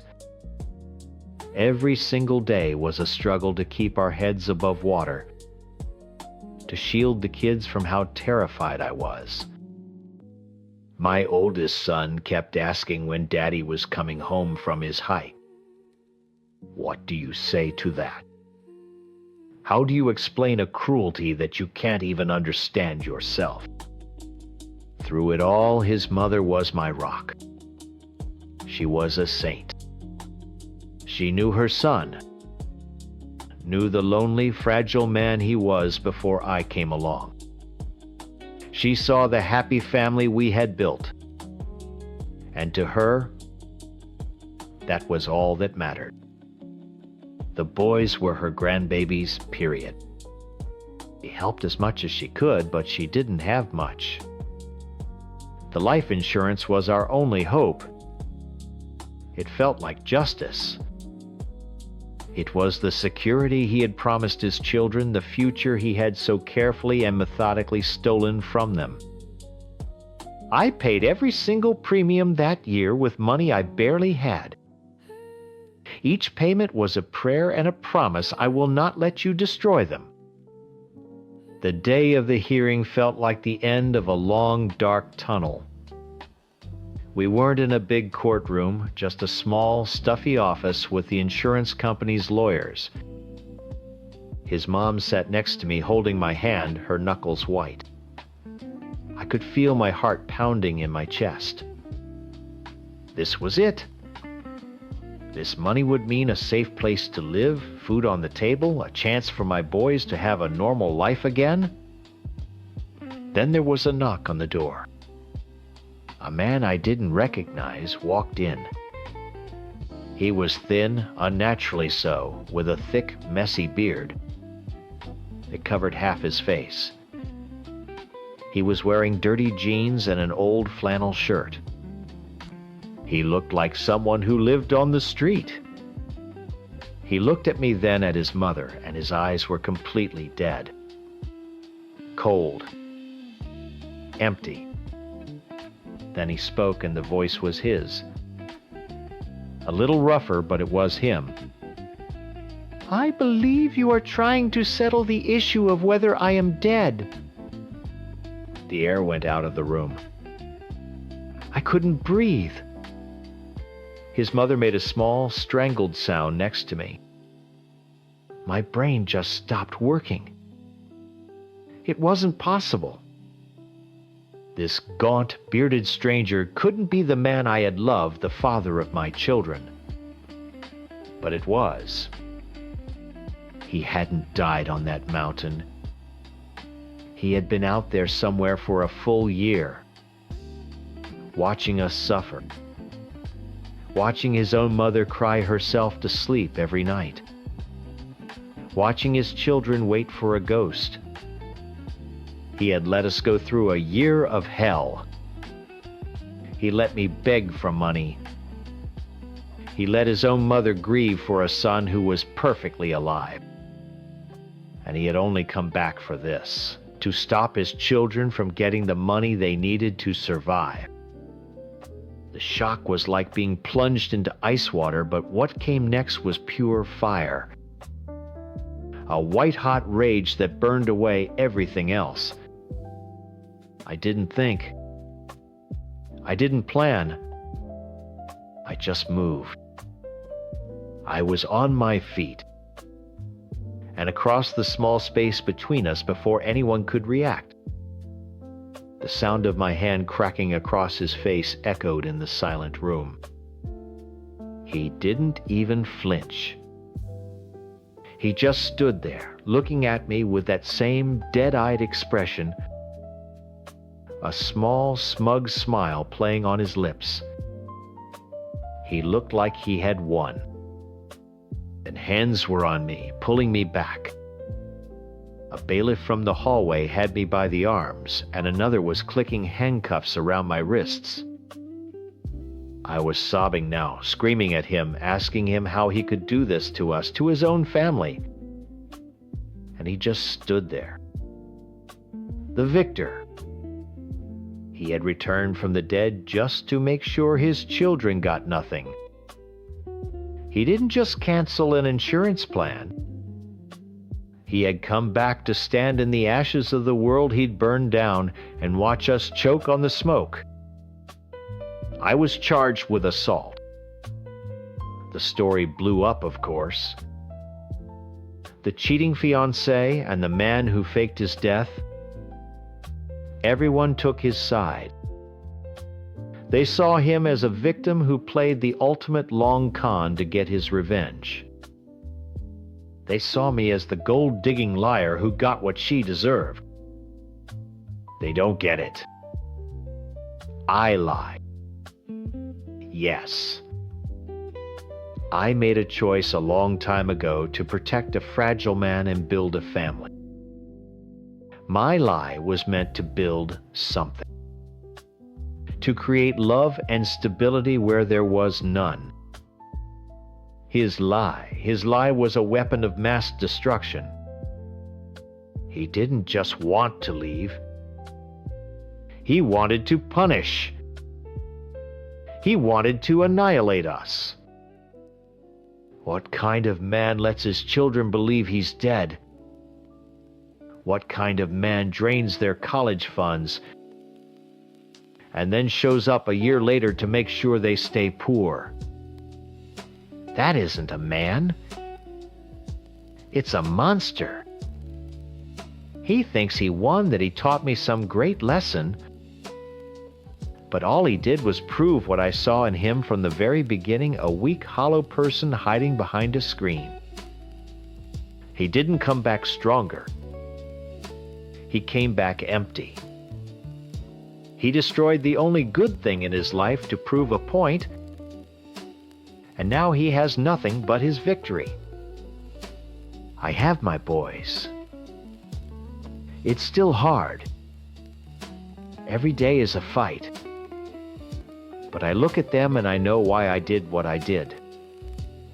I chose them then and I choose them now. He can have his money and his story. He can be the hero of his own tragedy. I'll be the one raising the sons he threw away. And I'll make sure they grow up to be better men than he ever was. I'm sure you've already heard Emily's version of the story. I'm the villain, the monster who blew up our lives and our friend group. And I get it. From the outside, that's exactly what it looks like. Honestly, a big part of me knows that's what I am. But it's never that simple, is it? Things don't just go from perfect to a dumpster fire overnight. It's a slow burn, a quiet rotting from the inside out, that nobody else sees until the whole thing collapses. Our relationship, Emily's and mine, died long before that cabin trip. It died on 1,000 Tuesday nights spent on the same couch staring at different screens. The only sound, the fake laughter from some show she was watching. It died in the mornings when we'd move around each other in the kitchen like polite ghosts getting our coffee without making eye contact. We were a habit.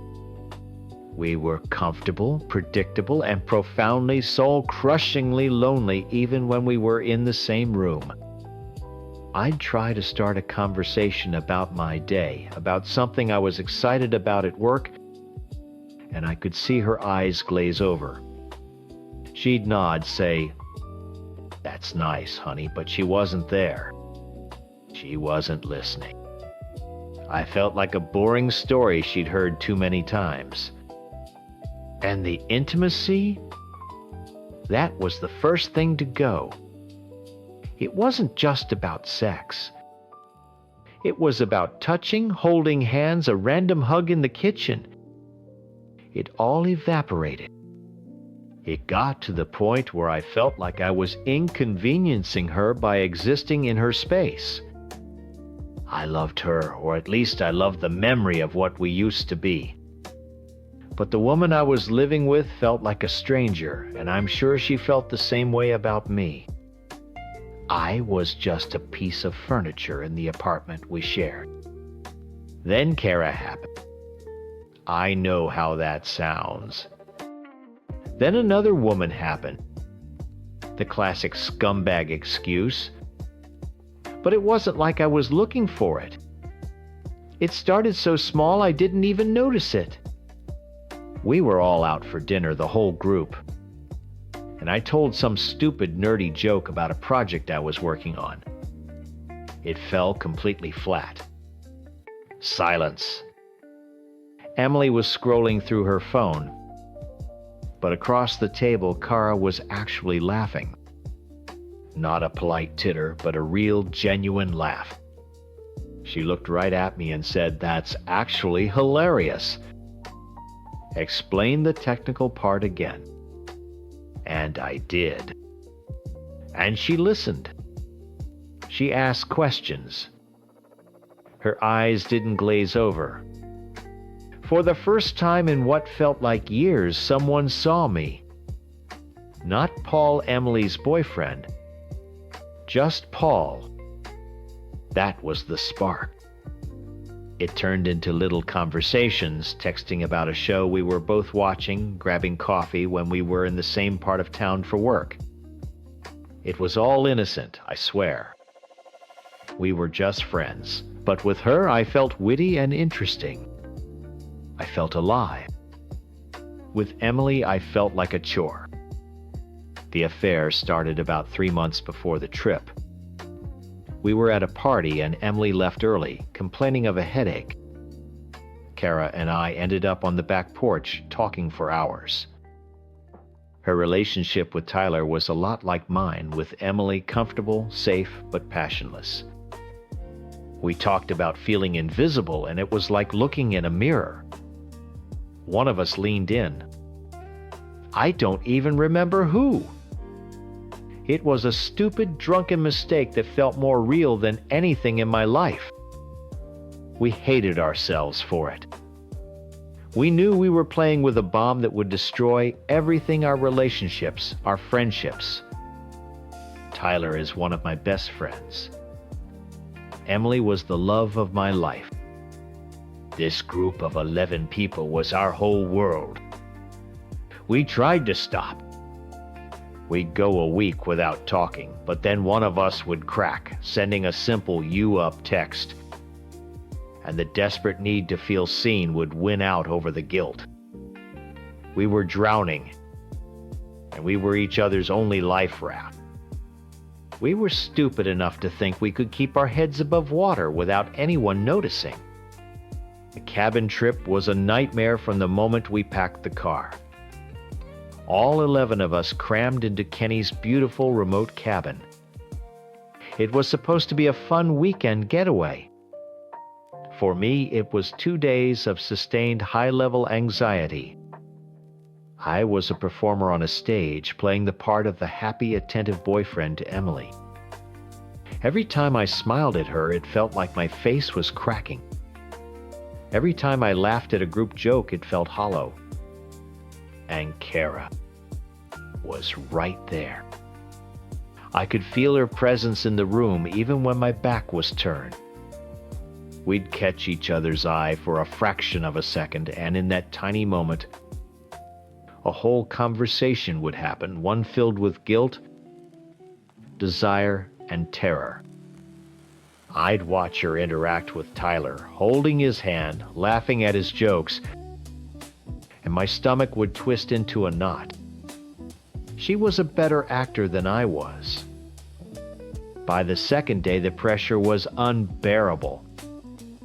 I felt like I was going to explode. The constant chatter, the forced fun, the proximity to everyone, it was suffocating.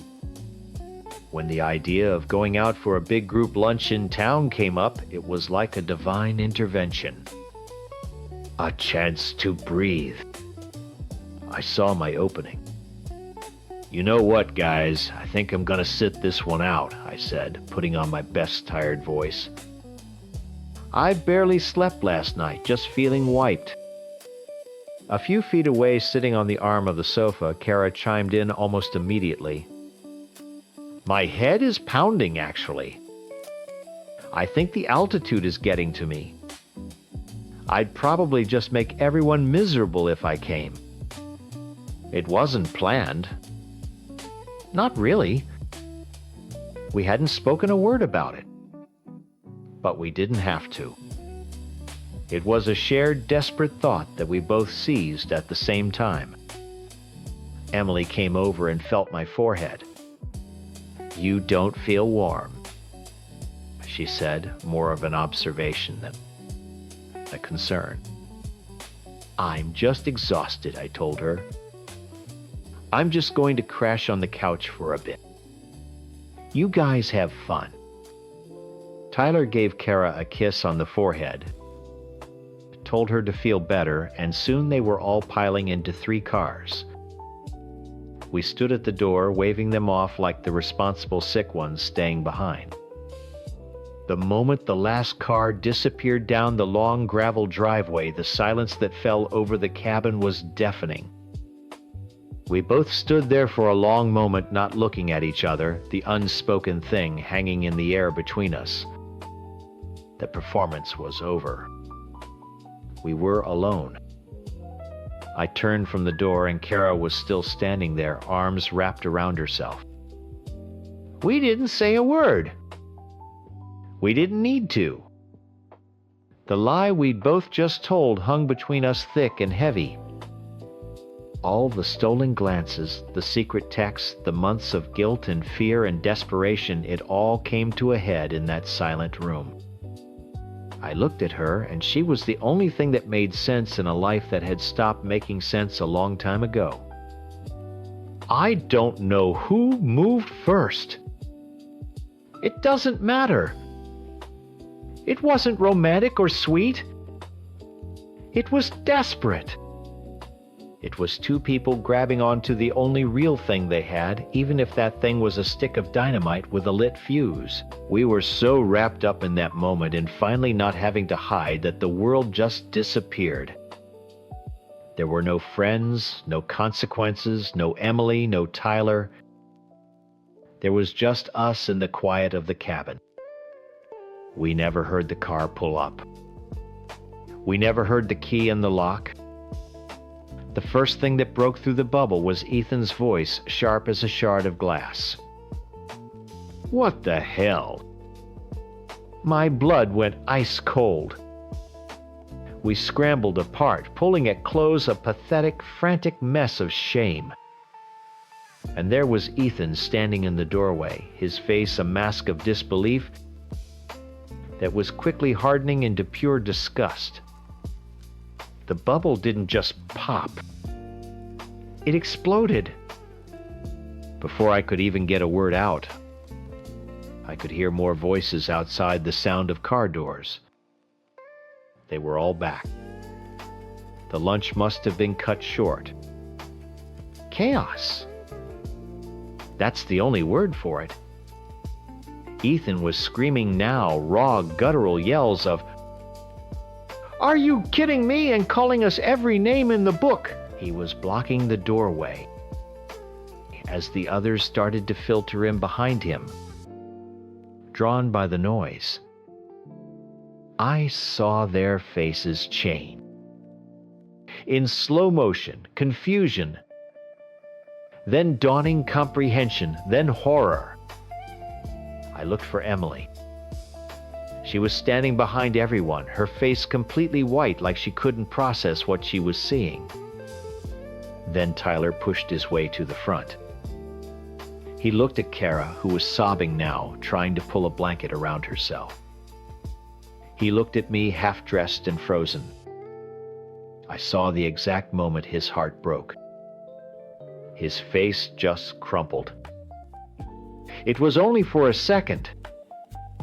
Then it was replaced by a kind of rage I have never seen in another human being. "Paul," he whispered, but it sounded like an accusation. "My Paul." He came at me. It wasn't a calculated punch. It was a blind lunge, fueled by pure betrayal. I was his best friend.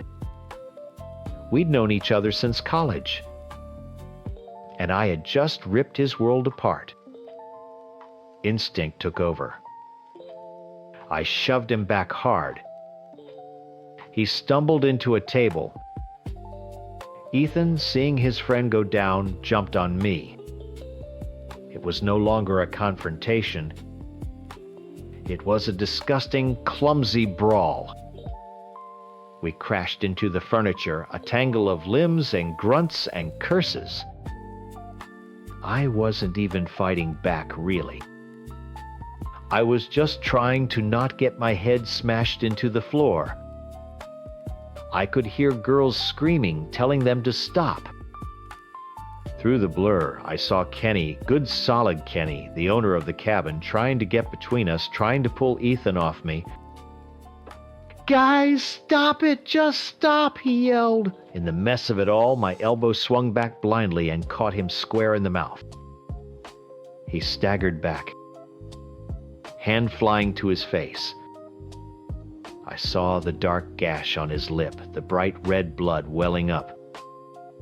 My stomach bottomed out.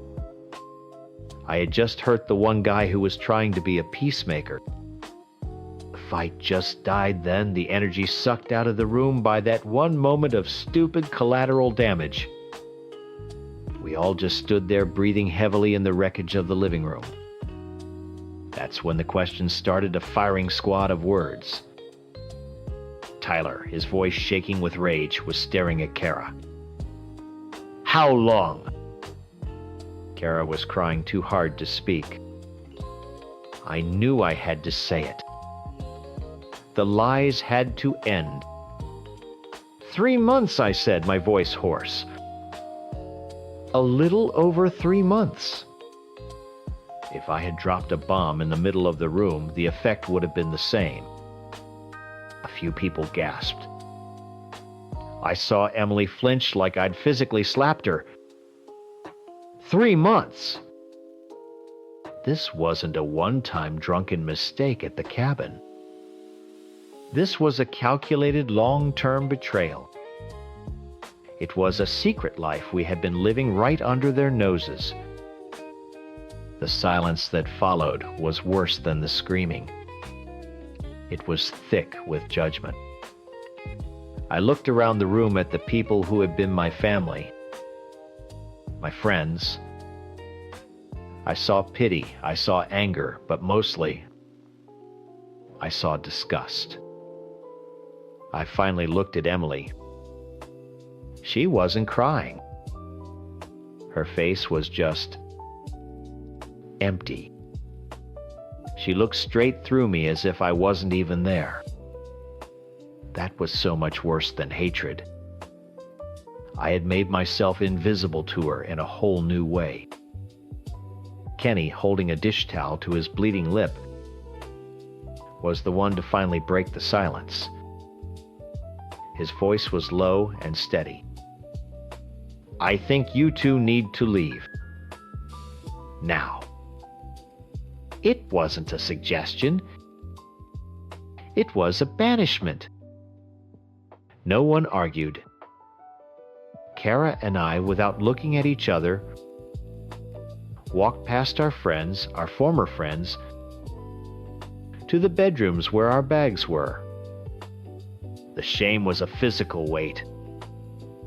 I could feel 10 pairs of eyes on my back as I packed my things, my hands shaking so badly I could barely zip the bag. When I walked back out, Kara was already at the door with her stuff. We didn't exchange a word. What was there to say? We weren't a team escaping to start a new life. We were two separate criminals being exiled from the only home we'd ever known. I walked out the door and didn't look back. The drive home was 4 hours of absolute hell. My phone was blowing up, but I didn't look at it. I knew what the messages would say. I drove in total silence, replaying the scene over and over in my head. The look on Tyler's face. The blood on Kenny's lip. The complete, utter emptiness in Emily's eyes.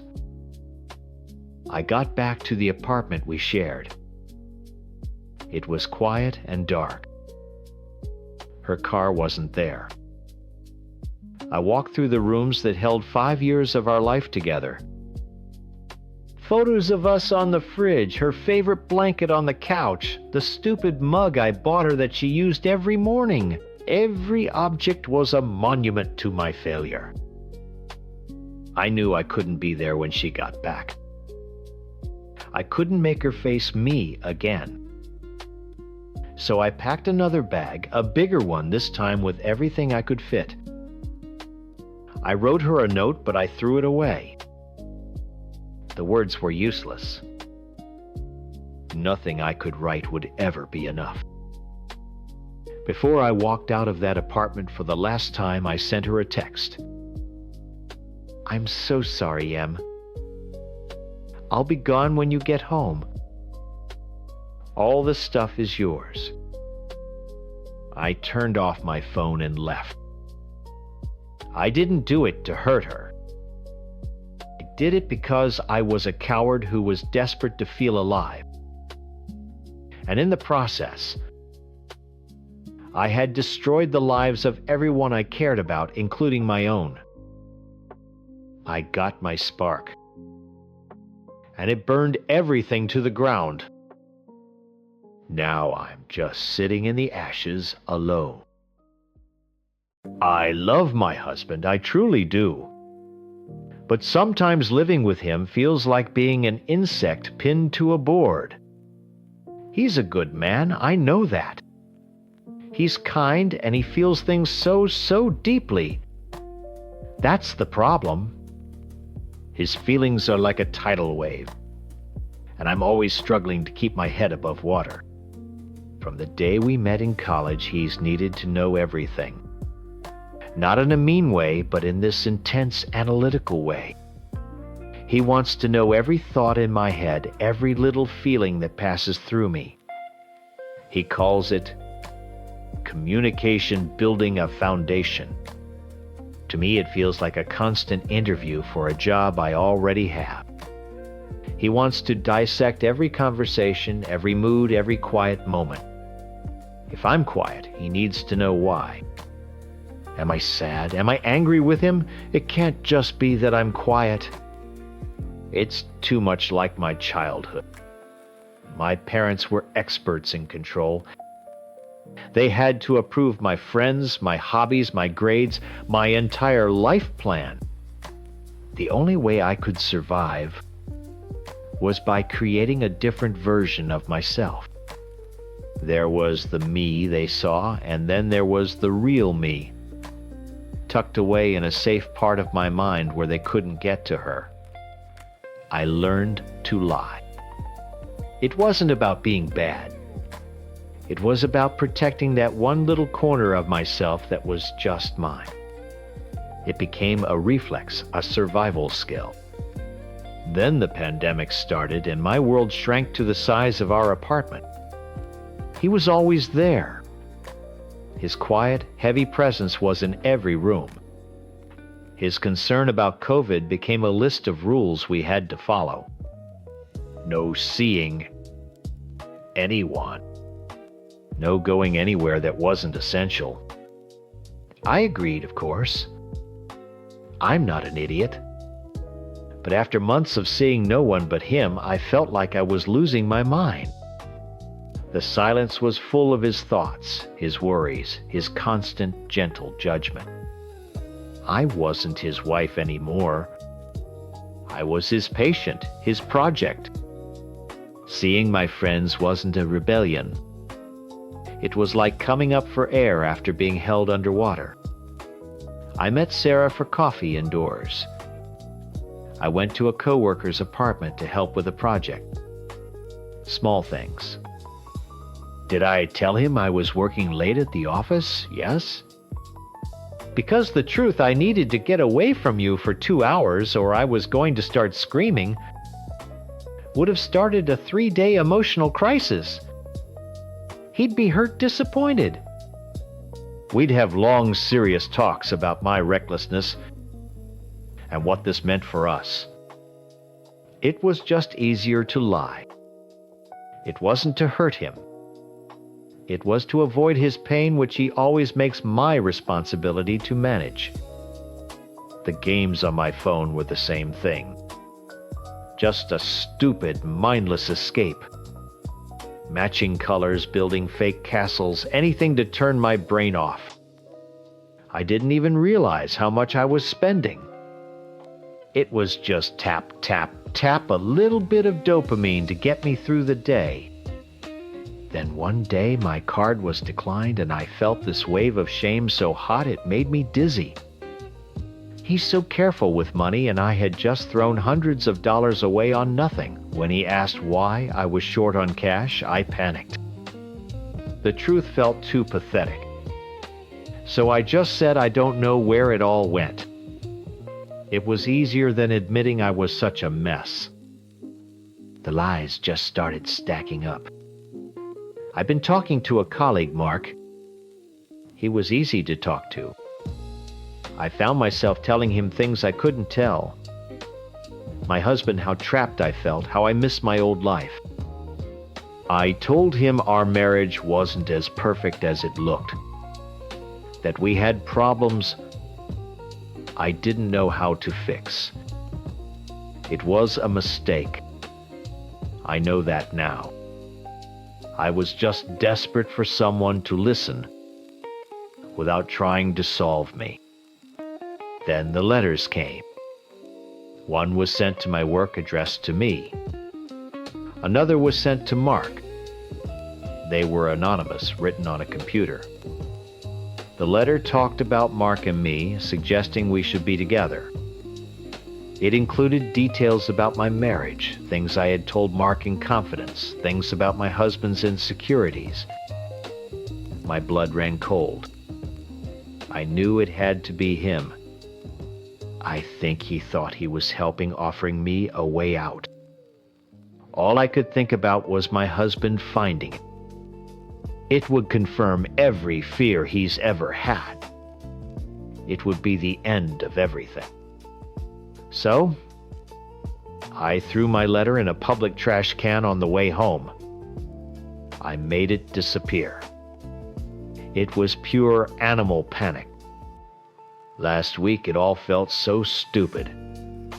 The pressure was building and I was exhausted. He asked if I had taken the dog out for her evening walk. The word just came out of my mouth before I could think. Yes. A small, pointless lie. But he knew. I don't know how, but he knew. He didn't yell. He just kept asking. Gently. Are you sure? Because her leash is dry and it's been raining. He circled back to it 3 or 4 times. All this focus, all this intensity over a dog walk. Finally, I just started smiling. I couldn't help it. I told him the truth that I hadn't, that I'd been lying all day about it. It wasn't a happy smile.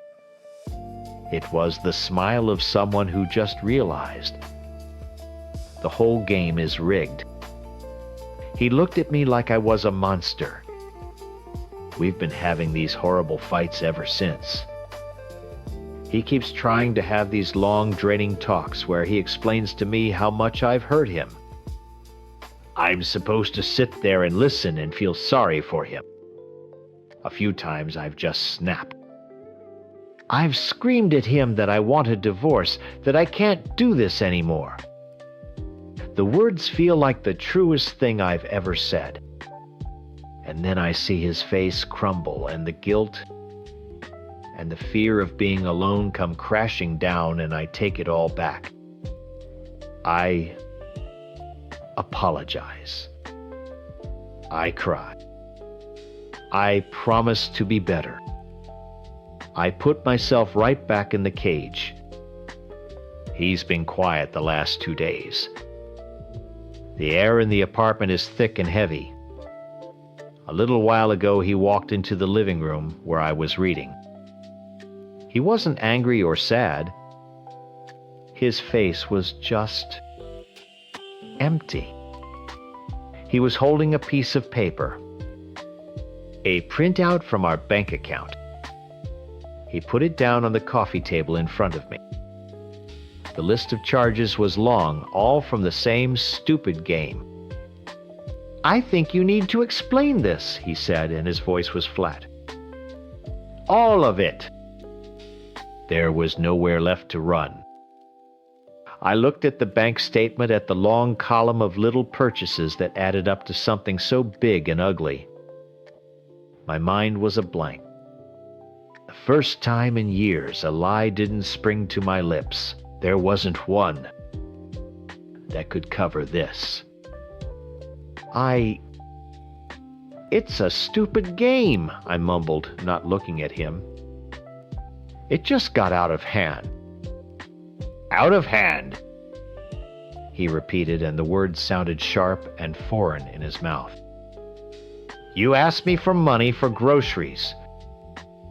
You said you didn't know where yours went. You looked me in the eye and lied. Again. The again hung in the air between us.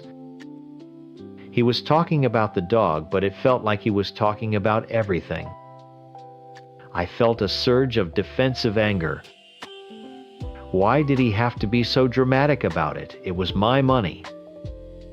It's my money, isn't it? I said, my voice rising. I bought some stupid things on a game. It's not like I had an affair. His laugh was short and completely without humor. Isn't it? I don't know. What else have you been doing when you were working late all those times? Were you with Sarah or were you with someone else? I need the truth. I think I deserve that. The dam inside me just broke. All the little lies, all the pressure, all the exhaustion, it all came rushing out in a torrent. Fine, you want the truth. Yes, I saw Sarah. I also went to my colleague David's apartment to work on the Nelson project. I had a coffee indoors. I broke your sacred pandemic rules because I was going insane in this apartment with you, watching my every move. He just stared at me, his face pale. He wasn't yelling. It would have been easier if he was yelling. Instead, he just absorbed it, processed it. So you risked our health. You risked my health. And you lied about it for months. I lied because I couldn't tell you the truth, I was shouting now, pacing the living room. I couldn't say I need a break from your constant analysis, because then we'd have to have a 4-day seminar about my feelings and your feelings and the state of our union. It was easier to lie. Easier, he said, his voice dangerously quiet. It's always easier for you, isn't it? That's when I completely lost it. I wanted to hurt him. I wanted him to understand the weight I'd been carrying. You think this is the worst of it? You have no idea. You want to talk about colleagues? Let's talk about Mark. His eyes narrowed. The one you talk to all the time? Yes, him. The one I told things to because he actually listened, instead of trying to fix me. I told him I was unhappy. I told him that our marriage wasn't the perfect little picture everyone thinks it is. And you know what happened. He or someone he knows started sending us anonymous letters. I had his full attention now. The bank statement was forgotten on the table. What are you talking about? Letters. One for me, one for him. Telling us we should get together. It had details about us, about our marriage, things, I told him. Things about you. I watched his face as the meaning of my words sank in. I saw the hurt, the confusion, and then the slow dawning horror. I threw mine away, I said the confession, feeling like poison on my tongue. I knew if you saw it, you'd lose your mind. I was protecting you. See, another lie to protect you from a fire I started. Are you happy now? Is this enough truth for you? He sank down onto the sofa like his legs had given out. He didn't say anything for a long time. The silence in the room was absolute. It felt like the world had ended, and we were the only two people left in the wreckage. Finally, he looked up at me. The anger was gone. The sadness was gone. There was nothing left. It was the same empty look he'd had just before, but now it seemed permanent. I think you should go stay with your sister for a while, he said, his voice a monotone. The fight just drained out of me, replaced by a cold dread. What? I need you to leave.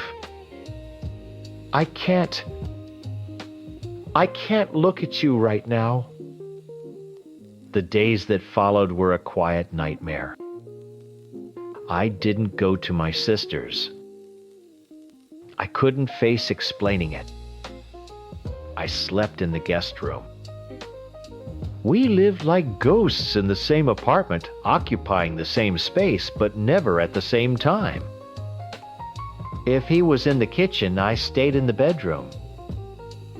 We communicated through brief, necessary text messages. "Did you get the mail? I'm going out for a run." The glass house hadn't just shattered. It had evaporated. There was nothing left but cold, empty air. One evening, I found him sitting on the couch, staring at the wall. I sat down in the chair opposite him. It was the first time we had been in the same room on purpose for a week. "We should probably talk about what happens now," I said softly. He nodded, not looking at me. I don't know what to say. Every memory I have of the last 2 years feels fake now. Everything is a question. "I know I hurt you," I said the words, feeling small and useless. "You didn't just hurt me," he said, finally turning his head. His eyes looked tired, older. "You made our marriage into a lie. You complained about me to your friends, to your co-workers, you invented conflicts, you lied about everything from money to seeing people to someone trying to break us up. And all this time I thought we were a team. I thought we were building something." I wanted to scream that he had built a cage. But what was the point? He would never see it that way. The blueprint mentions he was afraid of counseling because our narratives will collide. I get that now. We weren't just telling different stories. We were living in completely different worlds. In his world, he was a caring husband building a foundation. In my world, he was a warden.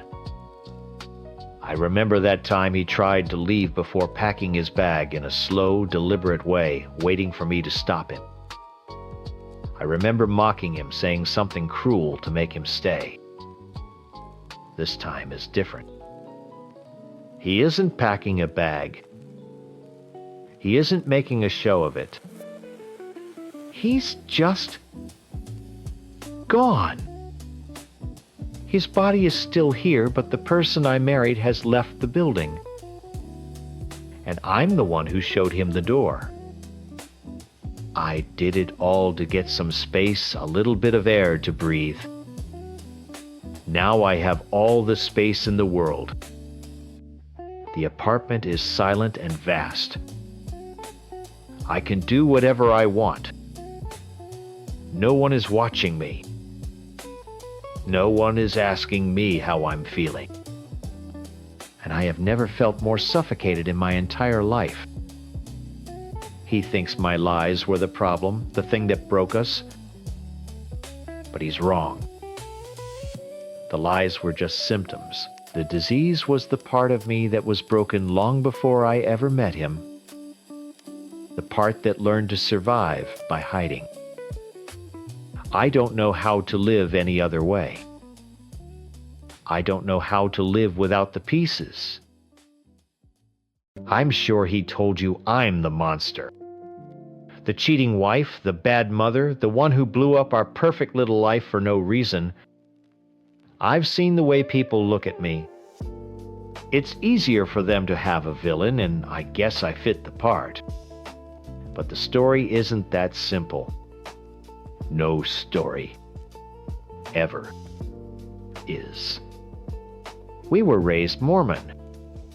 That's not just a religion, it's a whole identity. It tells you who you are, what you're supposed to want, and how you're supposed to act from the moment you're born. For a long time, I was good at it. I was the good girl who married a good man right out of college. We did everything by the book. We were sealed in the temple, had kids on a perfect schedule, and built a nice, safe life in a quiet suburb. It was the picture everyone expected. Then we left the church. For my husband, it was like canceling a magazine subscription. He just stopped. He didn't have to go to meetings anymore. He could drink coffee. He could watch rated movies. For him, the world was the same, just with fewer rules. For me, it was like the ground fell out from under my feet. My entire life, I was told, my purpose was to be a wife and a mother in God's plan. When we walked away from that plan, who was I? What was my purpose now?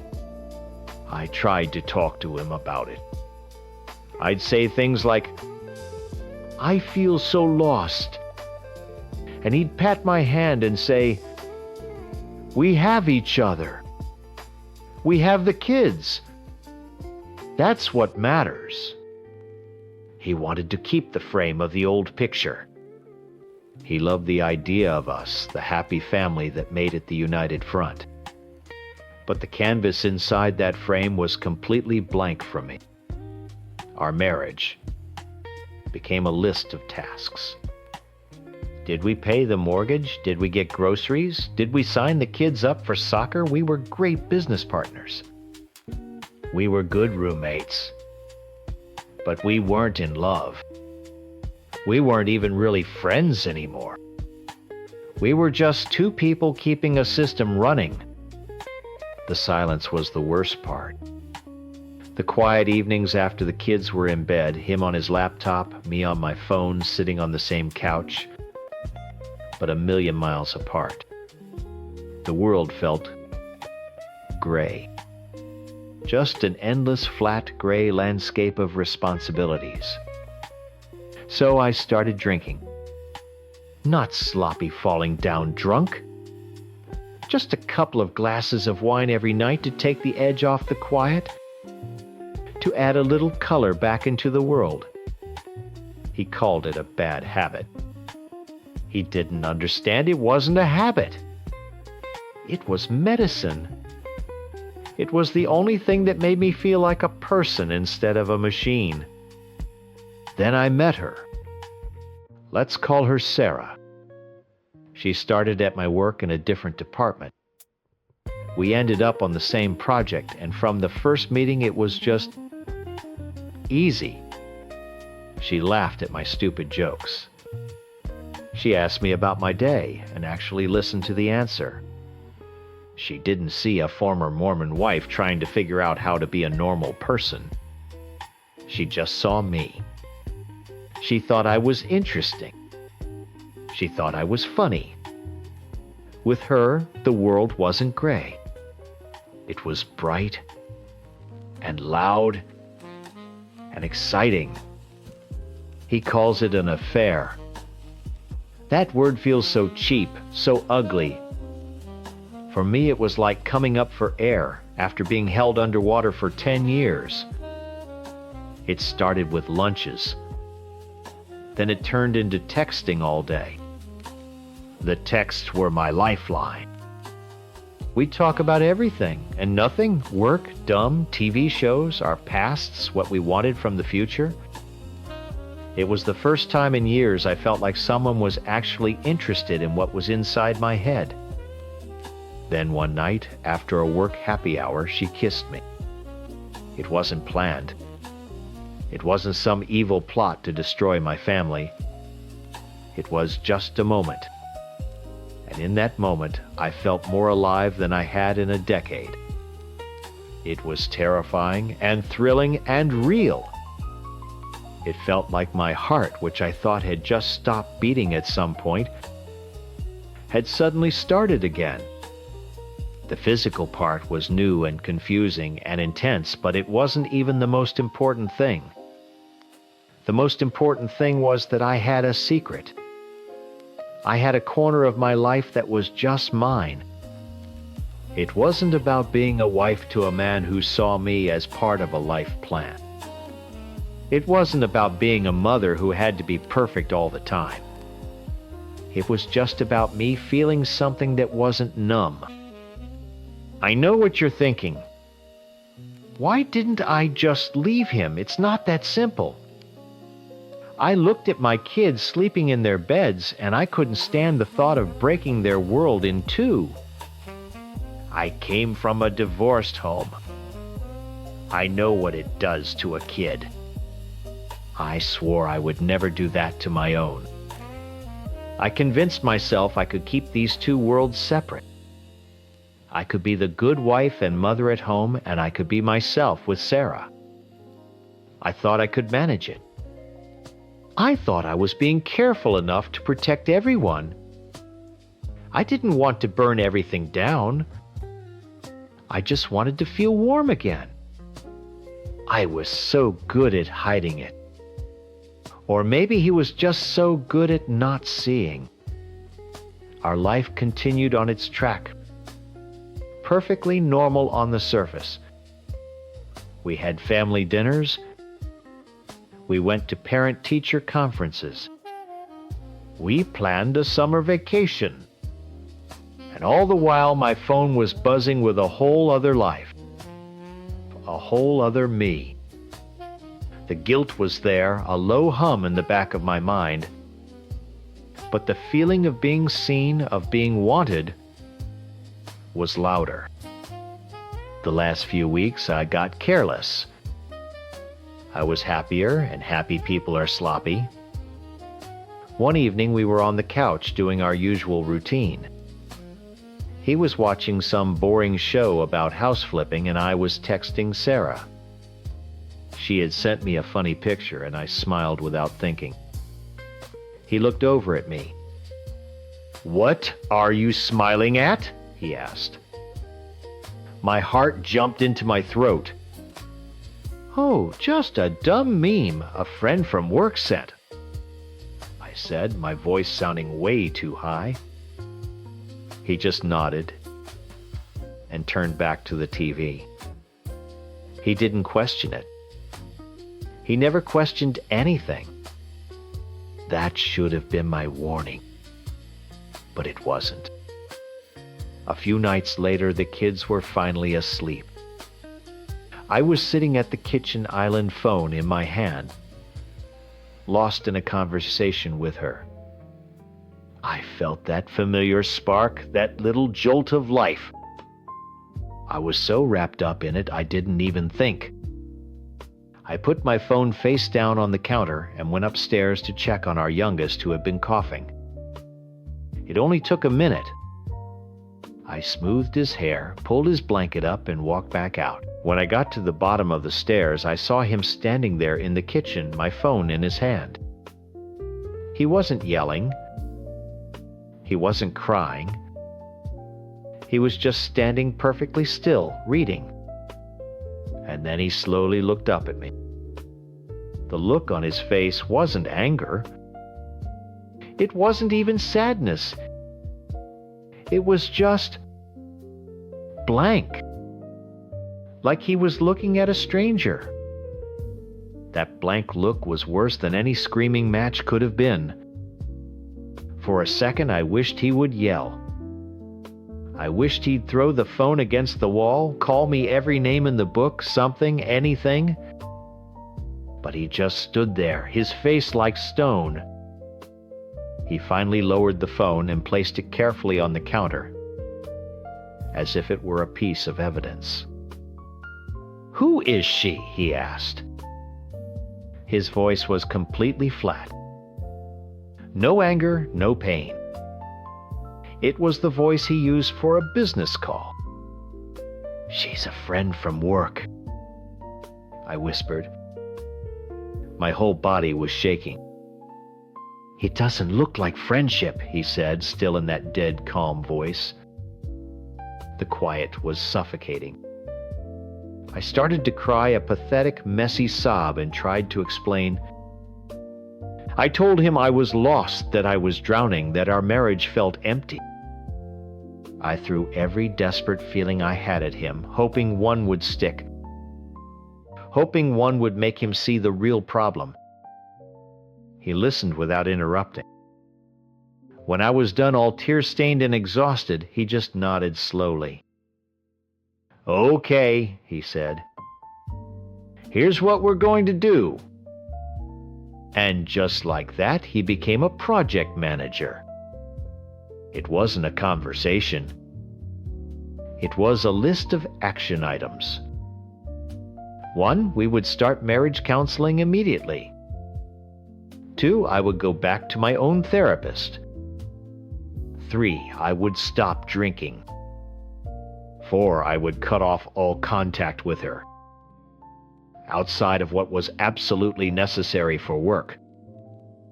No texts, no lunches, nothing. He laid it all out like a business plan to fix a failing company. He never once asked me what I found with her. He never asked what I felt was missing with him. He didn't ask about my heart at all. He just wanted to patch the hole in the boat and get us moving again. He saw a problem and he created a checklist to solve it. And because I was a coward, because I was terrified of blowing up my kids' lives, I agreed to everything. The next 6 months were a special kind of hell. We went to counseling. We sat on a beige couch and talked about communication strategies and love languages. It was all so clinical. We were talking about the schedule, the kids, the house, everything except the fact that our marriage had no pulse. I was going through the motions, ticking the boxes on his recovery plan. But I felt more alone than ever. So I started testing him. I know that sounds awful, but I was desperate for a real emotion from him. I needed to know if he still cared, if there was anything left to fight for. I started talking to Sarah again, this time on Snapchat, where the messages disappeared. It was a stupid, reckless thing to do. Every time I sent a message, a part of me was waiting for him to storm in, to have somehow found out, to finally get angry, to show me that I was worth fighting for. He never noticed. Or if he did, he didn't say a thing. Then came the work party. It was a big company thing, and I knew Sarah would be there. I drank too much, way too much. And in my drunken haze, I decided to run another test. I saw him talking to some of his own work friends, looking relaxed. So I walked over, grabbed his hand, and pulled him toward the circle where Sarah was standing. "Honey, you have to meet my team," I said, my voice too loud and bright. I introduced them. The air was thick with a silence only the three of us could hear. I watched his face, searching for a flicker of something: jealousy, rage, pain. I wanted him to grab my arm and pull me away. I wanted him to cause a scene. I wanted him to show her and me that I was times his asterisk. Instead, he just smiled a tight, polite smile. "Nice to meet you," he said to her. He shook her hand. He pretended to be okay. He stood there for a few minutes, making small talk about a new software update, and then excused himself to get another drink. He failed. He failed the test completely. He chose politeness over passion. He chose to keep up appearances over fighting for our marriage, right there in front of the one person threatening it. The airport was the final exam. I knew for a week that Sarah was assigned to the same weekend work trip. I also knew I was supposed to tell him. It was part of the transparency our therapist kept talking about. But I couldn't. Part of me was scared of the fight, but a bigger, darker part of me wanted to see what he would do when there were no other options. I waited until he was pulling up to the departure's curb. I had my suitcase in my hand, ready to get out of the car. Oh, I said, trying to sound casual.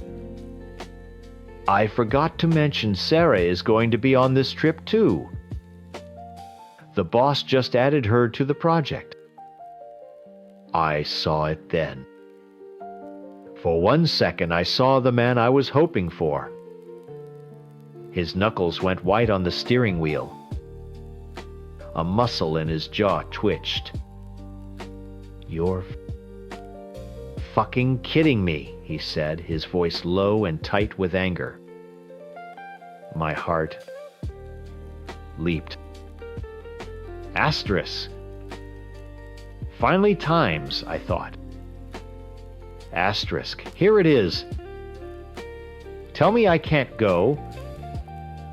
Tell me to get my stuff and come home. Fight for me. Asterisk. But then, just as quickly as it appeared, it was gone. He took a deep breath and the anger just vanished from his face, replaced by that familiar, tired resignation. He wouldn't even look at me. He just stared out the windshield. Go, he said, his voice flat again. Go on the trip. Have fun. He finally turned to me, and his eyes were just empty. Maybe you can use the time to think about what you really want. He didn't fight for me. He didn't forbid it. He opened the goddamn door and sent me straight to her. In that moment, he stopped being my husband.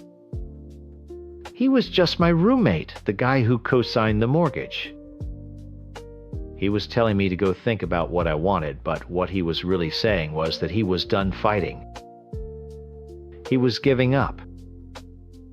He thinks the logistics are what hold us together. The house, the kids, the shared bank accounts. He thinks that by keeping all that running smoothly, he's holding on to our marriage. But what he doesn't understand is that he gave me his permission to leave. He gave it to me right there in the passenger seat of his car. The affair isn't what ended our marriage. His surrender did. I stepped out of that car and walked into the airport, and I knew with a certainty that hurt more than any fight ever could that I was already walking away for good. I know what everyone thinks of me. I'm the monster in my ex-husband's story. The cheating wife who couldn't keep it together for one deployment while he was off being a hero. I get it. On paper, it looks exactly like that. But you've only heard his side. You've only heard the story of a good soldier and his terrible wife. You haven't heard what it feels like to be a ghost in your own life. For 6 years, my entire world was him.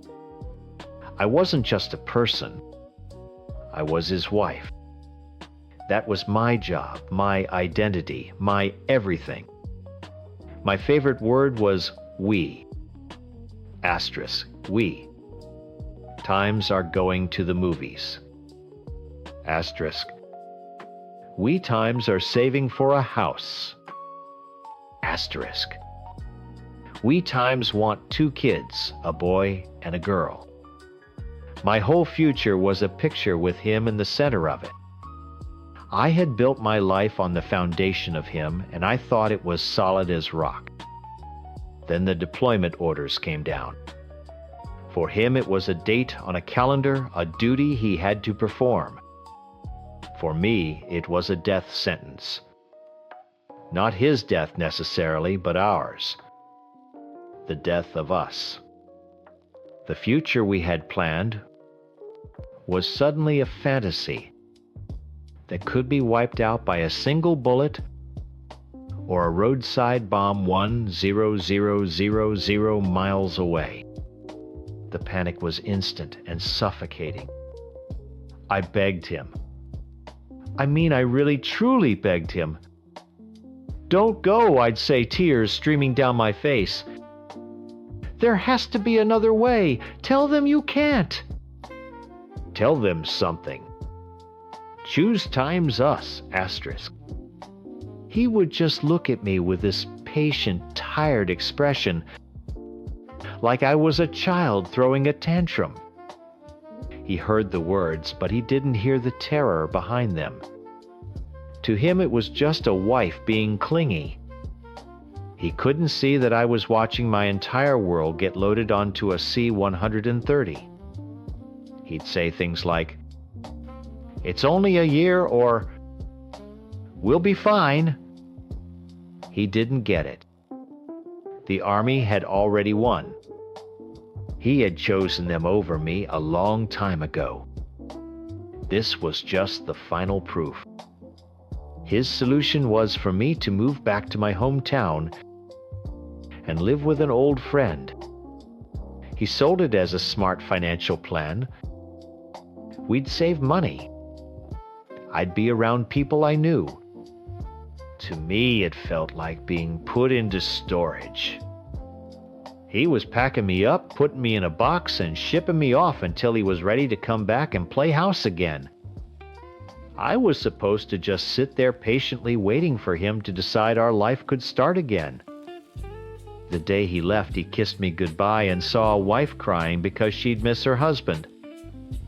He didn't see what I really was, a woman so terrified of being a widow that she was already living like one. I was saying goodbye to a ghost? The first few months were a blur of empty time. The house I shared with my friend was quiet. My days were pointless. I'd wake up, go to my waitressing job, come home and stare at the ceiling. The loneliness wasn't just a feeling. It was a physical weight pressing down on my chest. Our phone calls were a joke. They were these hollow rituals where he would talk about sand and patrols and guys in his unit, a world I couldn't picture or understand. And I would talk about what? My boring shift at the restaurant?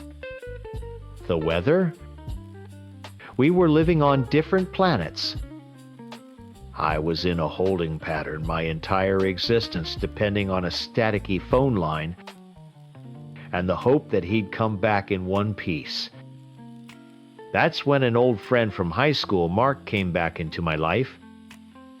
He'd just moved back to town and got a job as a cook at the same restaurant. It wasn't a plan. I wasn't looking for anything. It was just a relief.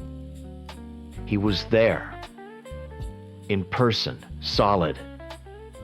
He'd sit with me after our shifts and just let me talk. He saw times me asterisk. Not the soldier's wife. Not the brave little woman holding down the fort. He saw a scared, lonely person who was falling apart. He listened when I talked about my fears, about how I felt like I was waiting for a knock on the door that would end my life. He didn't tell me to be strong. He just nodded and said, "That sounds awful." It started like that. Just talking. It was an emotional life raft in an ocean of silence. Then talking turned into late-night dinners after work. Then dinners turned into him walking me home. One night I was crying again after a particularly bad call with my husband. And he just held me. For the first time in months, I felt safe. I felt real. The affair wasn't a spark. It was a slow burn born out of desperation. Being with Mark was like breathing fresh air after being trapped in a suffocating room. It was wrong. I knew it was wrong, but it was the only thing that made me feel alive. We started talking about a future. Not a real planned-out future, but a fantasy.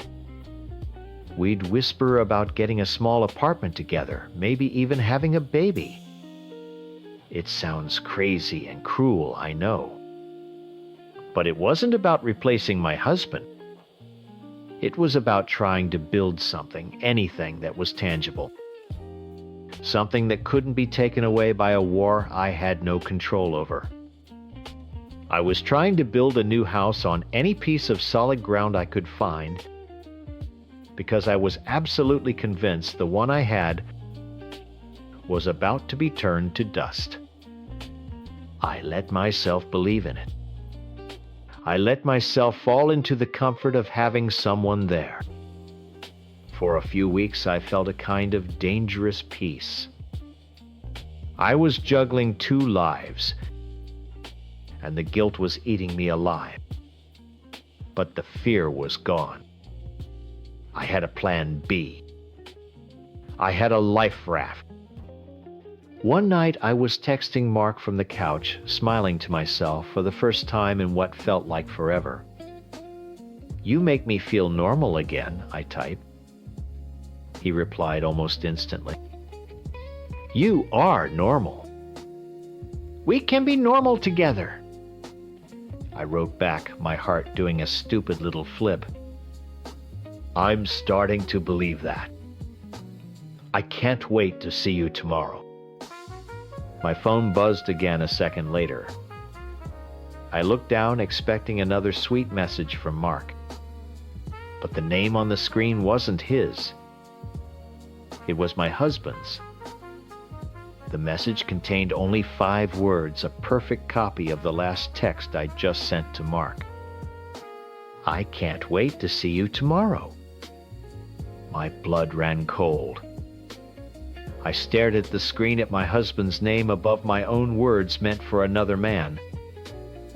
It felt like the world had tilted on its axis. He knew. He was 1,000,000 miles away, in the middle of a war zone, and somehow he knew the life raft I'd been so desperately clinging to had just been torpedoed. My phone rang almost immediately. His name flashed on the screen again. "I don't know why," I answered. I think a part of me hoped it was a mistake, a glitch, anything but the reality I knew was coming. His voice wasn't angry. It wasn't sad. It was cold. It was the voice of a soldier assessing a threat. So he said, and that one word carried more weight than anything he'd ever screamed at me. "Who is he?" Panic is a funny thing. It doesn't make you logical. It makes you an animal cornered and ready to bite. I couldn't tell him the truth, that I was a coward, that I was terrified he was going to die and leave me alone, that I had clung to the first person who made me feel solid. That would have required a strength I didn't have. So instead, I chose cruelty. I decided to burn the whole thing to the ground to make him hate me so much that he'd be the one to walk away. It was easier than admitting I was the one who had already left. "It doesn't matter who he is," I snapped, my voice shaking. "He's here. He's not in a desert on the other side of the world. He's with me." I said horrible things. I told him I never loved him, that our life was a lie, that I was relieved he was gone so I could finally be happy. Every word was poison, and I was spitting it as fast as I could. I was trying to wound him, to push him so far away that he would never want to come back. I needed him to let me go, and I was too weak to just ask. Through it all, he was quiet. He just listened. When I finally ran out of venom, there was a long silence on the line. "Okay," he finally said, his voice flat and empty. "I understand." Then he hung up.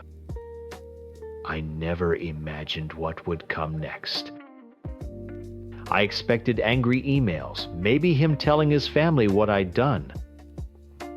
I expected the fury of a heartbroken husband. What I got was the cold, calculated strategy of a soldier. A week later, I was at the grocery store. My cart was full. When I went to pay, my debit card was declined. I tried it again. Decline.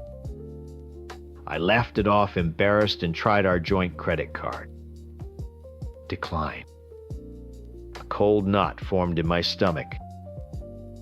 I left the full cart and rushed home, my hands trembling as I tried to log into our online banking.